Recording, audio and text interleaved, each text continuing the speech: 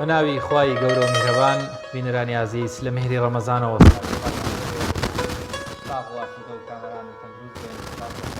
کارم کاک جەلال ئەم شەوی لە خزمەتتانە بەناوی خوای پەروەردگار خۆتان لێبێت ئازیزان و خۆشەویستان لە مهری ڕەمەزانەوە ئەوانتان کە ئێستا بە دیار شاشە جوانەکەی پەیام و بەرنامەی مهری ڕەمەزانەوە دانیشتوون بۆ هیوایی کە خوای پەروەردگار لە میهر و ڕەحمەتی خۆی و ئەم مانگە پیرۆزە بێبەشمان نەکات ئێوەش و ئێمەش لە خزمەتتانە نەمڕۆ لەگەڵ هاوکارم کاکشوان بۆ پێشکەشکردنی بەرنمەیەکی تری مهری ڕەمەزان. دیارە بڕگەوابەتەکانی بەرنمەکەمان ئەمڕۆ لە چەند تەوەرێکی جیاواز پێکاتون. دوو تەوەری سەرەکیمان هەیە جیاواز لە بڕگە و باڵەتەکانێکی دیکە کە شەوانی دیکەش هەمان بووە کە گرنگترین بڕگەم شەو باس لەوە دەکەین ئایا تا چەندە ڕەمەزان وێستگەیەکی گرنگە بۆ بەخۆداچوونەوە. پاشەمە دەچینە سەر بابەتێکی دیکە کە ئەمە میوانێکی تایبەتمان دەبێت لەسەر ئەمە. واروەها تەوەرێکی ترمان هەیە کاویش میوانداری بەڕێز شاعیر و هونەرمەند کاک ئەحسەن حەسەن شاعرە میوانداری دەکەین بۆی کە ئەمڕۆ بەرنمەکەیمان بۆ بە شیعرەکانی و بۆ کتێبە تازی کە دەری کردووە لە شیعرەکانی بۆمان بڕازێنێتەوە با بزانین چی لە هەگوەی کتێبەکەیدایە بۆی کە پێشکەشی ئێمە و ئێوەی بینەری عزیزی بکە کە ئەمە دوو تەوەری سەرەکیمان دەبێت بەڵام جیاواز لەم دوو تەوەرە بڕگەکانی دیکەمان هەن کە بڕگەی پرسیار و وەڵامە چاوەڕێ پەیوەندی تەلەفۆنەکانی ئێوە دەکەین کۆمەڵێک پرسیاری تازەمان پێ پرسیارەکانمان سەرجەمیان پرسیاری قورآنین پێوەستن بەو زانیاریانی کە لە ناوڕۆکی قورآنی پیرۆزدا هەن بۆیە بڕگەیەکیان پرسیارە بڕگەیەکی دیکە خوانی ڕەمەزانەوە هەروەها هەندێک ڤیتی و ڕاپۆرت کە پەیامێرەکانمان لە شار و شارۆچەکانی هەرێمی کوردستانەوە ئامادەیان کردووە پێشکەشتان دەکەین. بەڵایجان لە بەشی یەکەمی بەرنامەکەشمانە دەچینە لای بڕگەی پرسیار و وەڵام لە ڕێگەی پەیوەندیە تەلەفۆنەکانی بەڕێستانەوە ئێمە لێرەوە لەگەڵتان گفتوگۆ دەکەین و هەروەها پرسیار ڕاوەستەیەوە دەکەین و دەکەین ئێوەش بتوانن وەڵامی دروستان لابێت و هەروەها تا کۆتایی بەرنامە لەگەڵمان بێنەوە بە مێدیەوەی بڕگەکانی ئەم شەوی مهری ڕەمەزانیش بێتەمای خێر و هەروەها بەرەکەت و سوودگەیاندن بێوەی عزیز. ئازیزان ئەوانەتان کە ئێستا پەیوەندی تەلەفۆنی دەکەن پرسیاری یەکەمان ئەمڕۆ لە کاتژمێری یەکەمی بەرنمەکەمان ئەمەیە ناوی ئەو سوورەتە چییە کە پێی دەوترێت سوورەتی پێغەمبەر. پرسیارێکی ئاسانە هەموو پرسیارەکانمان پرسیاری ئاسانن بەتایبەت بۆ ئینسانی موسڵمان بۆ ڕۆژەوانانی عزیز لەبەرەوەی کە پێشتر هەمووتان ئەم زانیاریانە بە گوێتان کەوتووە بەڵام جەنجاڵی دنیا زۆر جار ئەو زانیاریانە کە لە قورئاندا هەن لە بیری بردوینەتەوە بۆیە جارێکی دیکە ئامانجی ئێمە وە بیریهێنانەوەی زانیاریەکانی ناوەڕۆکی قورئانە بۆتان کە پێویستە هەمومان بە ئاگادین خۆمان و نەوەی تازە منداڵەکانمان لە زانیاریەکانی ناوەڕۆکی قورئان بە ئاگابن بۆیە پرسیارەکەمانەوەیە ناوی ئەو سوورەتە چییە کە پێی دەوترێت سوورەتی پێغەمبەر. بەڵێ ئەزان ئەگەر هاوکارانی پەیوەندی یەکەمیشمان لە کەرکووکەوە نەسرین عومەرمان لەگەڵە. خاتون نەسرین سڵاوی خوا لەبێت تۆم کاتت باش. سڵاوی خوا لێبێ بەڕێز بکەم دەستخۆشی بەرنامەکەتان لێکەم. هیوادارم خوای گەورە ئازادی شێتانەوە بۆم بەرنامە خوای گەورە ئینشاڵڵا لێتان ئامادەی بیا رەب. ئامین ئینشاءڵڵا. زۆر سپاس خاتون نەسرین. خاتون نەسرین گوێبستی پرسیارەکەی ئێمە بووی لە بەشی یەکەمی بەرنامەکەمانە پرسیارەکەمان ئەمەیە ناوی ئەو سوورەتە چییە کە پێی دەوترێت سوورەتی پەیامبەر.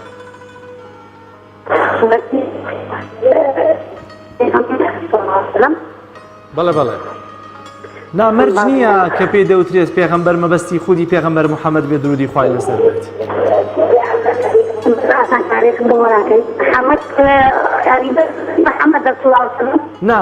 ناوی سوورەتەکەمان پێ بڵێ ناوی پەیامبەرەکەمان پێ مەڵێ.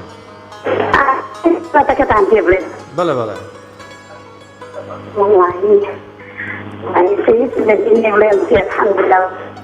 من جارێکی تر پرسیارەکەت بۆ دەخوێنمەوە بۆی بە باشی لی تێبگەیت دەکەین وەڵامەکەت لابێت. لە ناو قورئانی پیرۆزدا سوورەتێکمانەیە ناوی ئەو سوورەتە چییە کە ئەو سوورەتە بە سوورەتی پەیامبەر ناسراوە. خاتون نەسرین لە ماڵەوە ها سیر کە زۆر بە خێرایی لە ماڵەوە لە سەری چکەم خوێناری خۆم لە خوا لە زێزێ بەبەردەوام بە قەڵەم قورئان خوێنم بەس چکەم خوێنارێکی نییە تاوتی هاوکارێکم کەنە من خاتون نەسرین باوەڕەکەی ئاسانکاریەکە نازانین ینی مەگەر ئیلا ئەوەی ناوی سوورەتەکە بڵێن ئێمە 114 سوورەتمان هەیە ئەها بۆ نمونە ئێمە سوورەتێکمان هەیە پێی دەوترێت بووکی پێغەمبەر بووکی قورآن ببورن کە ئەم سوورەتە سوورەتی ڕەحمانە بەڵام پرسیارەکەی ئێمە ئەمەیە کام سوورەت بە سوورەتی پێغەمبەر ناسراوە كان سورة كامل نصراوة وسلام الله والله وين في تۆ ناوی سوورەتێک بڵێ الله و بەخت بەش لا سورة كامل بڵێ سورة محمد بس إن شاء الله صلى الله عليه وسلم زۆر باشە محەممەدت بۆ ئەژمارەکەین خاتون نسرین يعني سورة محمد صلى الله عليه سپاس وسلم بۆ إن شاء الله پەیوەندیەکەت محمود محەممەد لە پیرەمەگرون بەڵێ دەچینە لای پەیوەندی دووەمان کاک محمود محەممەد لە پیرەمەگرونەوە سڵای خوات لێبێ کاک محمود السلام عليكم ئەم کاتەی جەنابیستان باش زۆر سپاس کاک یەکەم محمود کاکجەلالی خۆشەویست داشتوان زۆر سپاس زۆر کاک سپاس محمود کاک محەممەدجان بچینە لای پرسیارەکە کاک محەممەد یا پرسیارەکە دەزانی واللهی پرسیارەکە گوێم لێوە بەڵام تێما بێ سوورەتی ئەنبیا بێ ئەگەر سوورەتی ئەنبیا وانە بەڵێ سوورەتی ئەنبیات بۆ ژمار بکەین کاک محمود بەڵێ دڵنیای واللهی جا کردەوە کە هەڵارش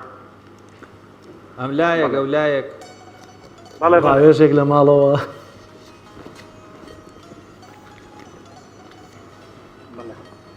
زۆر باشە کاک وڵی محمود جا ڕاوێژ هەرەوەیە باشە کاک محمود محەممەد لە پیرەمەگرونەوە سپاس بۆ پەیوەندیەکەت خوا لەگەڵ بێت بەڵازیزان لا پەیوەندی تەلەفۆنەکانتان ئەچکایە دەنگی تەلەڤزیۆنەکەتان کسکن لە مۆبایلەکەەوە گوێ بۆ ئێمە بگرن پرسیارەکانمان ئاسانن بۆ ژمارە تەلەفۆنانی لەسەر شاشن پەیوەندیمان پێوە بکەن ئەوەی کە شەوانە وەڵامی ڕاست بەدەستێنێت تیر و پشکی بۆەکەین لە کۆتایی ئەم شەودا بەرنامەیەم شەودا ئێمە تیر و پشکەکە کەسێکە لەبژێرین ئەو کەسە دەچێتە ناو تیر و پشکێکی ترەوە بۆ کۆتایی مانگی پیرۆزی ڕەمەزان کە لە کۆتایی مانگی پیرۆزی ڕەمەزان جارێکی دیکە تیر و پشکەکەین دوو کەس خەڵاتێکی تایبەتیان پێشکەش دەکرێت خات و پەیمان محەممەد لە هەولێرەوە خات و پەیمان سڵاوت لێبێ السلام عليكم عەلەیکم السەلام وەرەحمەتوڵڵاه الله خات و پەیمان تەلەڤزیۆنەکەت کچکە هذا نسوي كهرباء سنة برنامج إن شاء الله زۆر سپاس ئینشاءڵڵا خات و پەیمان لە قورآنی پیرۆزە سوورەتێک هەیە پێی دەوترێ سوورەتی پێغەمبەر ئەو سوورەتە ناوی چییە با سورة أنبياء دي سوورەتی ئەنبیا سوورەتی ئەنبیا زانیاریت هەیە خات و پەیمان لا والله باشە سپاس بۆ پەیوەندیەکەت حافظ خوا لەگەڵ بێ پەیوەندیەکی دیکەمان لەگەڵە لە گەرمیانەوە خاتوو بەناز مەحموود خات و بەناسڵای خوات لێبێ السلام عليكم ورحمة الله وعليكم السلام ورحمة الله بس برنامج ليكم خبر زۆر سپاس الله خات و بەناز گوێویستی پرسیارەکە بووی الله يجزاك بارك دوري رحمة ناوی ئەو سوورەتە چییە کە پێی دەوترێت یاخود ناسراوە زیاتر سوورەتی پێغەمبەر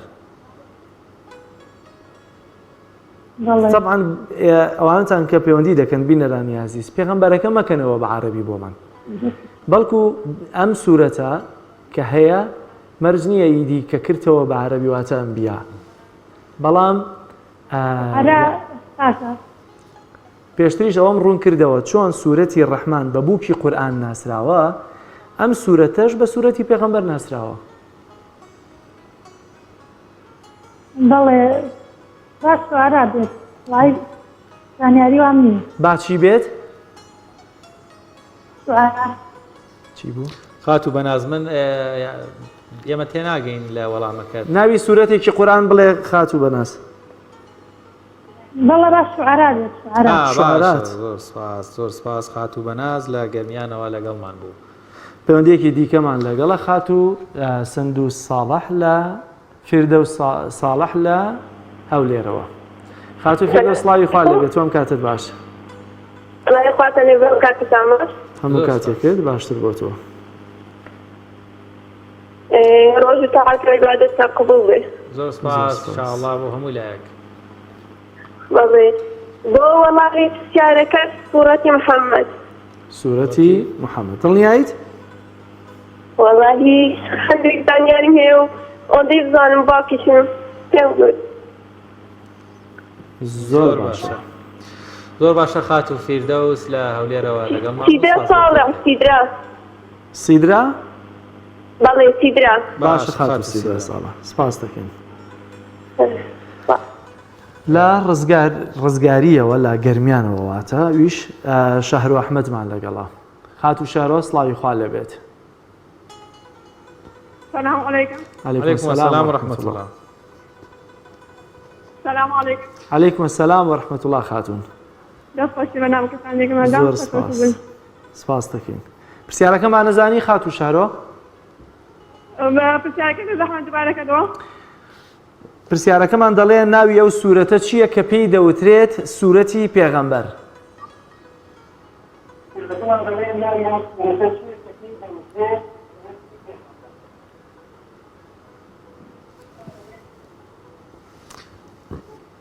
خات و شەهرەواتە لە قورئانە سوورەتێک هەیە بە سوورەتی پێغەمبەر ناسراوە بەڵام ناوی سوورەتی پێغەمبەر نییە ناوێکی تری هەیە ئەو ناوی چییە؟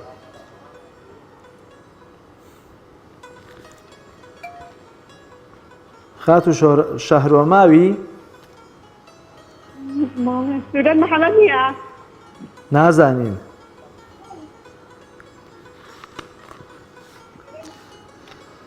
ئەگەر وەڵامی کۆتاییمان بیتەوە بۆی هاوڕێیانی تر ئەوەندە چاوەڕێنە من لەسەر هێڵەکانی پەیوەندی ئەختیاری نییە اختیاری نییە بەدا اختیارەکەوەی سوورەتی محەممەد نییە ئەگەر شتێکی ترمان پێ بڵێ ئەمبیا نیە و محەممەد نییە و نانا ئەو نییە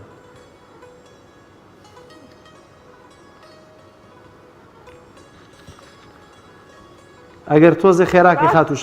شارۆ با سوورەتی تەوبەی ئەوڵەزانێش با سوورەتی تەوبە باش ئەنبیا زۆر سپاس بۆ خات و شەهرۆ سپاس بۆ پەیوەندیەکەت دەچین لای پەیوەندیەکی تر چارەسەر قاڵی وەرگرتنی پەیوەندین بابزانین کێمان لەگەڵا بینەرانی عزیز ئەو بەڕێزانەی کەوا پەیوەندەکانیان وەردەگیرێ لەگەڵ ئێمە گفتوگۆ دەکەن ئێمە دەکەین تەلەڤیزیۆنەکانتان دەنگی کەم کەمکەنەوە بۆی ڕاستەخۆ لە ڕێگەی تەلەفۆنەکەەوە گفتوگۆ لەگەڵ ئێمە بکەن لە سۆرانەوە پەیوەندیەکی دیکەمان لەگەڵە سیدراخان خات و سیدرا سڵاوی خوا لەبێت ئەم کاتت باش ساعت و عیبادەتت قبول بێت دەستخۆشی بەرنامەکەتانی دەکەم زۆر سەرکەوتنتان بۆ دەخوازم زۆر سپاس خات و سیدرا خات و سیدرا پرسیارەکەمان دەزانی؟ وەڵاهی ئاگامیان لێ نییە ئەگەر بۆم بخوێنیتە باشە ناوی ئەو سوورەتە چییە کە پێی دەوترێت سوورەتی پێغەمبەر پێغەمبەر یەک دەقیقە هاوکاریان ناکەیت خات و سیدرا اختیار و شتمان نییە و هاوکاریەکەش ینی بڵین چی ناوەڵانی بەنام شەو هاوکاری شتمان نییە ئەو ئەوانەی پێشتر خوێنیتوە دەتوانین بڵێت ئەوانەی پێشووتر بۆی هاوکاری تۆ بکەم هیچیان ڕاز نەبوون محەممەدیان وێت ئەنبیایان وێت شوعراتیان وێت وەڵاهی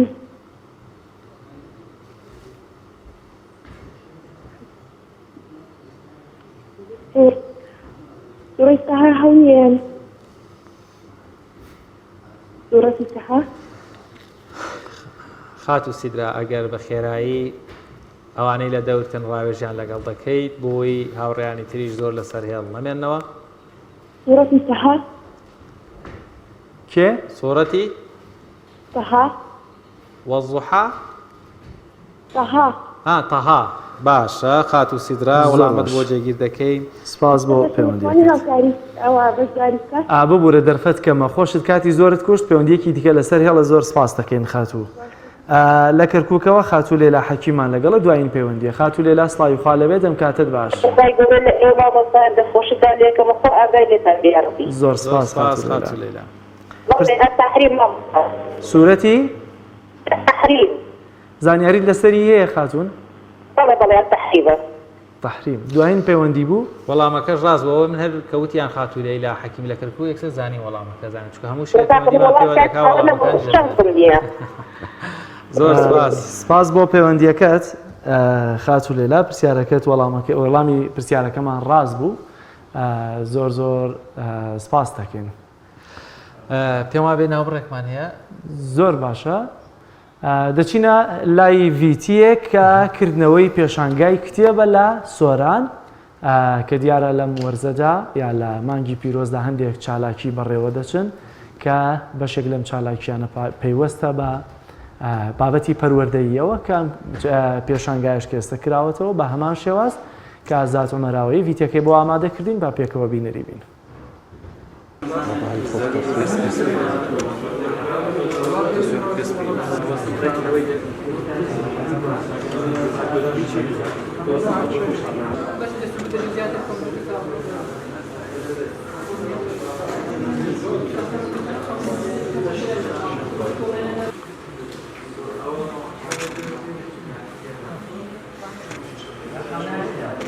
بەناوی خوای گەورە ئێمە وەک دەستەی ئەنستوتیۆ ژیار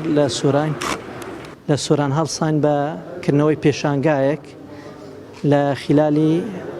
7 ڕۆژدا سوپاس بۆخوا پێشوازیەکی باشی لێکرا و کتێبەکانیش هەمە زۆرن کتێبی ئاینی پەروەردەیی دەرونی سیاسی و زۆرها سەرچاوەی لەخۆ گرتووە لە فەزلی خوای گەورە سۆران ئەوە یەکەمین زارە پێشانگایەکی لەو شێوە بکاتەوە کە پێشانگایەکە سەرنجی چین و توێژەکان بەلای خۆیدا ڕابچێشیت و ببێتە زێ ڕەزامەندی تەواوی کۆمەلگا.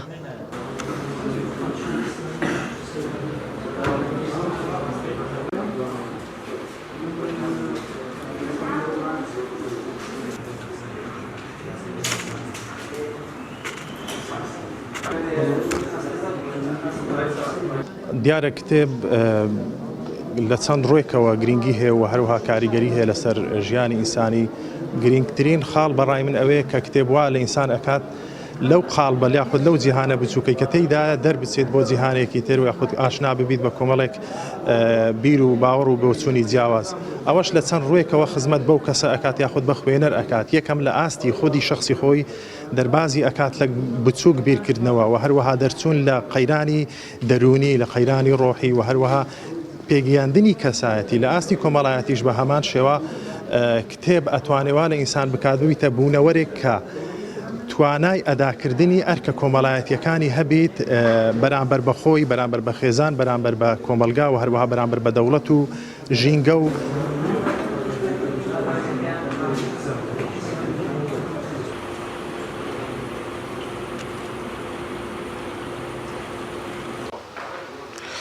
کتێب بە یەکێک لە پیرۆستترین شمەکەکانی مێژووی مرۆڤایەتی دادەنرێت کە خزمەتێکی گەورەی بە مرۆڤایەتی کردووە لە ژیان و گوزەرانیدا و بەردەوامیشە لەم خزمەتە لە ئێستادا گەرچی تەکنۆلۆژیا بەرەو پێشچوونی بەرچاوی بەخۆیەوە بینیوە بەڵام نەیتوانیوە و ناشتوانێتن جێگای کتێب بگرێتەوە. ئازاد عومەراوی تایبەت بە میهری ڕەمەزان قەزای سۆران.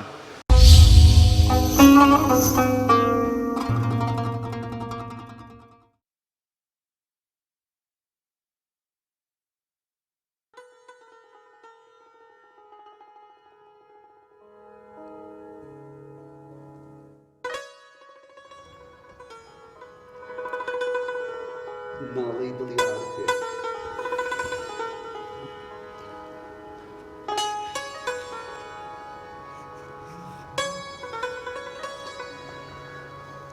لە ناڵەی دڵی عارفێکەوە نەزا دەکەم پڕ بەدەستی مناڵێ دەپاڕێمەوە ئەهاتووم لە حەوزی دەستنوێژێکا برینەکانی دڵ بشۆم و داوای قومێ شیفا دەکەم لە خەڵوەتی پیرێکا گۆچانێک هەنگا و بۆ چەمانی لیقای تۆ دەنێم لە چاوی تیژی دایکێک کە پریاسکەیەک پارشەوی حازر کردووە لە خەیاڵی گەنجێکا بۆ بەربانگی ئێوارەیەک لە ناو حەسرەتی باخێکدا بە تاسەی بەیانیەکی زەردەوە خۆر بکات بە ماڵا لە نیگای سەوزی ئاسمانێکدا کە پڕ بەخۆی هەوری هەڵگرتووە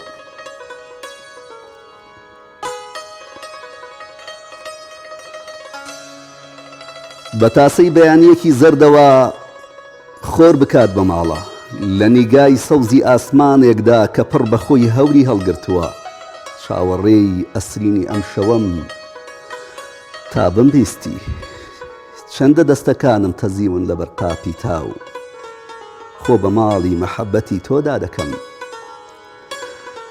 مەرگم بدەکەنم بووری ئەوە تام بەم هەموو حەز و ئاواتەوە دەنگی پێی هاتنم بۆ لات زەوی پڕ کردووە لە دڵی تەنگ تای دیدارت هێندە بە ئازارە مردنم لە ڕێدا کەوتووە ئەوە تام سوێی کڕوزانەوەم دەگاتە شەوێکی پڕ لە سووتان ئەگەر ئەم جارە جیلوەی تۆ بەرگە بگرم جارێکی تر ناگەڕێمەوە لە یادی تۆدا دەڕژێم بەسەر ئەم هەناسە شکاوانەدا لە دێڕێکدا سەمای شەوقی تۆ لەبەر دەکەم زۆر خۆش بێ کاک حەسەن حەسەن زۆر زۆر بەخێر بی بۆ مهری ڕەمەزان بەڕێزی سپاس بۆ جەنابتان بۆ ئەو دەرفەتە بۆ بەرنامەکەتان لە خزمەتتان با لەسەر ناوی کتێبەکەەوە دەست پێ بکەین مەستی خەیاڵ بەڵێ بۆچی مەستی خەیاڵت هەڵبژاردووە ئەم ناوە لە چیەوە سەرچاوی گرتووە و خەیاڵ کام خەیاڵ دەڵێ ئەگەر بمانەوێ پرسیارەکە لەسەر کتێبەکە و کۆی گشتی ئەو بابەتانەی لە مەستی خەیاڵدا هەیە ڕاستیەکەی من نووسینەکانم پڕژوو بڵاو بوونەوە ئەو لە پار ساڵە ئەو دەرفەتێک هەبوو بۆ کۆکردنەوەی هەند ئەلبەتە زۆرێک لە شێعرەکانم هەر نەمزانی بوو لەکوێن لە فەیسبووکە دووبارە گوێم لێ ئەگرتنەوە ئەم نووسینەوە هەروتم بۆ ئەوەی لە فەوتان ڕزگاریان بکەم ئیتر بەڕاستیەکەی هەڵبژاردننی ناوێکیش بۆ کتێبێک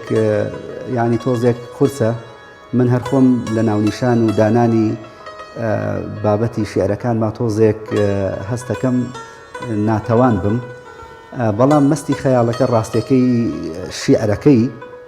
من بۆ شەجەریانم نووسی بۆ مردنی ئەو بوو ڕاستیەکەی من هەر لە مناڵیە لەگەڵ مۆسیقا و ئاوازەکانی ئەوە قوڵیەکی یادگاری و با بڵێن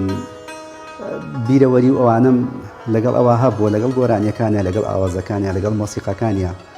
بە حکمیەوەی کە ئێمە و کاتە لە تەلەڤیزیۆنی بزوتنەوەی ئیسلامی هەبووین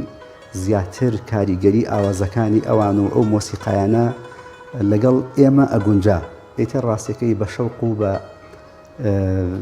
جوانیەوە من تەماشای ئەو دەنگەمە کرد لە مردنی شیا ئەو شیعرەم نووسی بەڵام کە ناوەکەم داناپرسم بە یەک دوو نەفەرێکردیان زۆر جوانە ناونیشانەکە بۆ ئەوە ناکەی بە ناونیشانی کتێبەکە زۆر جار ناوەکە تۆزێک ڕەنگە زۆر ئەدەبیە کەسێک زۆر لە جیهانی ئەدەب قۆڵ نەبوو بێتەوە ڕەنگە باش لە مەبەستی ناوەکە یاخود مەستی خەیاڵ لەوە تێنەگا زۆر جار بەداخەوە وشەی مەست ئێمە ڕاستێکی تر تەفسیری بۆ دەکەین جەوەڵی مرۆڤی ئیماندار ئەگەر عاشقانە مەست نەبێ ئیتر نازانم یعنی تۆ ئەگەر لە خەیاڵی قوڵی خۆتە ئەگەر لە شەوێکە یادی خوددا نەکەیت و مەست نەبیت و نەچیتە ناو ئەو جیهان و مەودایەوە من نازانم ئیتر ئەبێ ئیلا ئەو مەستیە لە شعور و ئیحساسی هەمومانە ئەبێ بەرزەستە ببێ بەڵام ئیتر هەندێک هەیە کە دەرکی پێ ناکە یان نایەوێ خۆی تێدا ببینێتەوە پێم وابێ ئەبێ بە چاوێکی تر بڕوانێ یان گۆڕانکاری لە ناوەوەی خۆیان بکات یان سەفەر بۆ ناو ڕۆحی خۆی دووبارە بکاتەوە بۆ ئەوی خۆی بناسێتاوەکو مەستانەتر ئاشقانەتر جوانتر خۆی ببینێ و بدۆزێتەوە زۆر باش کاک حەسەن کە مانگی ڕەمەزان دێتە پێشەوە زەڵان هەمومان ئەکەوینە ناو زەوق و شەوقی ڕەمەزانەوە کەوینە ناو ئەوەی کە بۆچی لەم ڕەمەزاندا جارێکی تر نەچینەوە سەر ئەوەی کە گەڕانەوە بۆ لای خۆی پەروەردگار لێدانی قورئان دەکەوینە ناو هەندێک خەیاڵاتی تایبەتەوە خۆمان مەژوڵ دەکەین بە هەندێک بابەتی ئاینی تایبەتەوە ئەگەر لە تۆ بپرسم لە ڕەمەزاندا لەم جەوە تایبەتەدا ئایا نووسینی جیاوازت بۆ دێت ئایا شێعر جەوێک بۆ خۆت سازەکەی کە لە ناو شێعرەکانی خۆتابی و شێعرەکانت پەیوەست بن بە بابەتی عیرفانیەوە پەیوەست بن بە ینی عیبادەتەوە پەیوەست بن بە زیکر و تەحلیلەوە بابەتانەوە بەڵێ بەتاکید وڵی قوربان مرۆڤی ئیماندار زیاتر چێژەکە لە ئەو عیبادەت و پەرستشانە وەرەگرێکە ڕۆژانە پەیوەندیەکی بتەوی لەگەڵ خوای گەورە دروست کردووە ئەگەر بێت و ئێمە بە ئەو مرۆڤانە بژمێرین سوپاسی خوای گەورەکەین کە ئەگەر ئێمە نزیکیەکی بچووکمان هەبێ لە ئەو نێوەندەدا کاریگەری عیبادەت و ناسینی مزگەوت و هات و چۆ و نوێشکردن و نزیکبوونەوەمان بە تەئکیدی و بە دڵنیاییەوە وەمان لێکا ئێمە ڕۆحی خۆمان بدۆزینەوە من دەقم هەیە یان با بڵێ نووسینم هەیە لە ئەو مەوسیمانە یەکێک لە ئەوانە ئەمەی کە ئێستا خوێندمەوە ناڵی دڵی عارفێکە ئەمە ڕاستیەکەی کەسێک ئەگەر خۆی ون کردبێت لە نزیکی نوێژێکا خۆی دەدۆزێتەوە من مەوسیمی دوعام هەیە یان با بڵین هەندێ ئەو بابەتانە هەن مرۆڤ لە کاتێکدا کەون دەبێت ئەگەر بەوە خۆی نەدۆزێتەوە پێم وان نییە جارێکی تر بتوانێت ئەو لەمسە بکات کە لە جوانی نوێژێکا خۆی ئەدۆزێتەوە یان با بڵێین لە ناو عیبادەتێکە لە ناو دوعایەکدا لە مەوسیمێک لە یەکێک لە مەوسیمەکانی ئەو ڕۆحە جوانەدا خۆی ئەدۆزێتەوە بە تەئکیدی ئیلا تۆ ئەبێ نەک هەر لەم مانگەدا تۆ ئەبێ لە هەموو کاتەکانی تەمەنا بەڵام ئیتر ئەم کرانەوە جوانە ئەم دەرگا فراوانەی کە لە ڕەمەزانە ئەکرێتەوە بە دڵنیاییەوە زیاتر ئێمە ئەبێ بە قوڵی بیری لێ بکەینەوە و زیاتر خۆمان نزیک بکەینەوە تاوەکو وەکو شەمعێک لە پەروانە کە زیاتر خۆی بسووتێنێک ئێمە ئاوا لەو دەریایەدا خۆمان بدۆزینەوە خۆمان با بڵین نوێ بکەینەوە. کاک ئەحسەن حەسەن بڕێستان وەکو شاعیرێک کە تازەترین بەرهەمێت یان با بڵێن ئەو بەرهەمەی کە مەستی خەیاڵ لە بەدەستایە بەسەرێ و ڕیشێکی ماش و برێنجیەوە بەس لە کەیەکەوە ئەنووسی لە شاعرێک یان پرسییتەوە وتی کەی دەست کردو وتی شعر سوتفە نییە بە سوتفە بینوسنیان پلانی بۆ دانیان ئایا تۆش هەر لە مناڵیەوە لە کەیەوە ئیتر چیتە ناو دنیای نووسینەوە و هەروەها بەتایبەت دنیای ئەدەبیات و بەتایبەتی تریش واری شاعر بەڵێ وڵی هەر تاکێکی ئەم کۆمەلگایە کە ئێستا ئێمە تایدا ئەژین ئەحساسێکی شعری لە ناخمانە هەیە بەڵام ئیتر ئەوەیە تۆ زاد بکەی دەری ببڕی یان بتەوێ گزارشتی لێ بکەی ئەگەر نا دنیای حەقیقەتی شاراوە لە ناخی هەمومانە هەیە بەڵام هەنگاومان بۆ هەڵ نەگرت و وەکو پێویست کە نیشانی بدەین بەڵام خۆشبەختانە من هەر لە مناڵیەوە ئەو دنیای نووسین و شعر و ئەو بابەتانم لە خۆما دۆزیوەتەوە هەر چەندە ڕێگەی تریشمان تاقی کردوێتەوە بەڵام بیتر تازە پێمان خۆش بیا پێمان ناخۆش من خۆش ئەڵبەتە خۆم بە ئەوە نازام کە بڵێم وەڵاوە کەسێکی شاعیرم تا یەکێک لە گۆرانی بێژەکان سەوتی زۆر خۆش بووە پێی خۆش بوو بە شاعیر ناو دەرکا بەڵام دوجار هەر بە گۆرانی بێ وەسپیان کردو بەڵام ڕەنگە ئێمەمانانی ویست بێتمان لە کایەکی ترا دەرکەوین بەڵام دوجار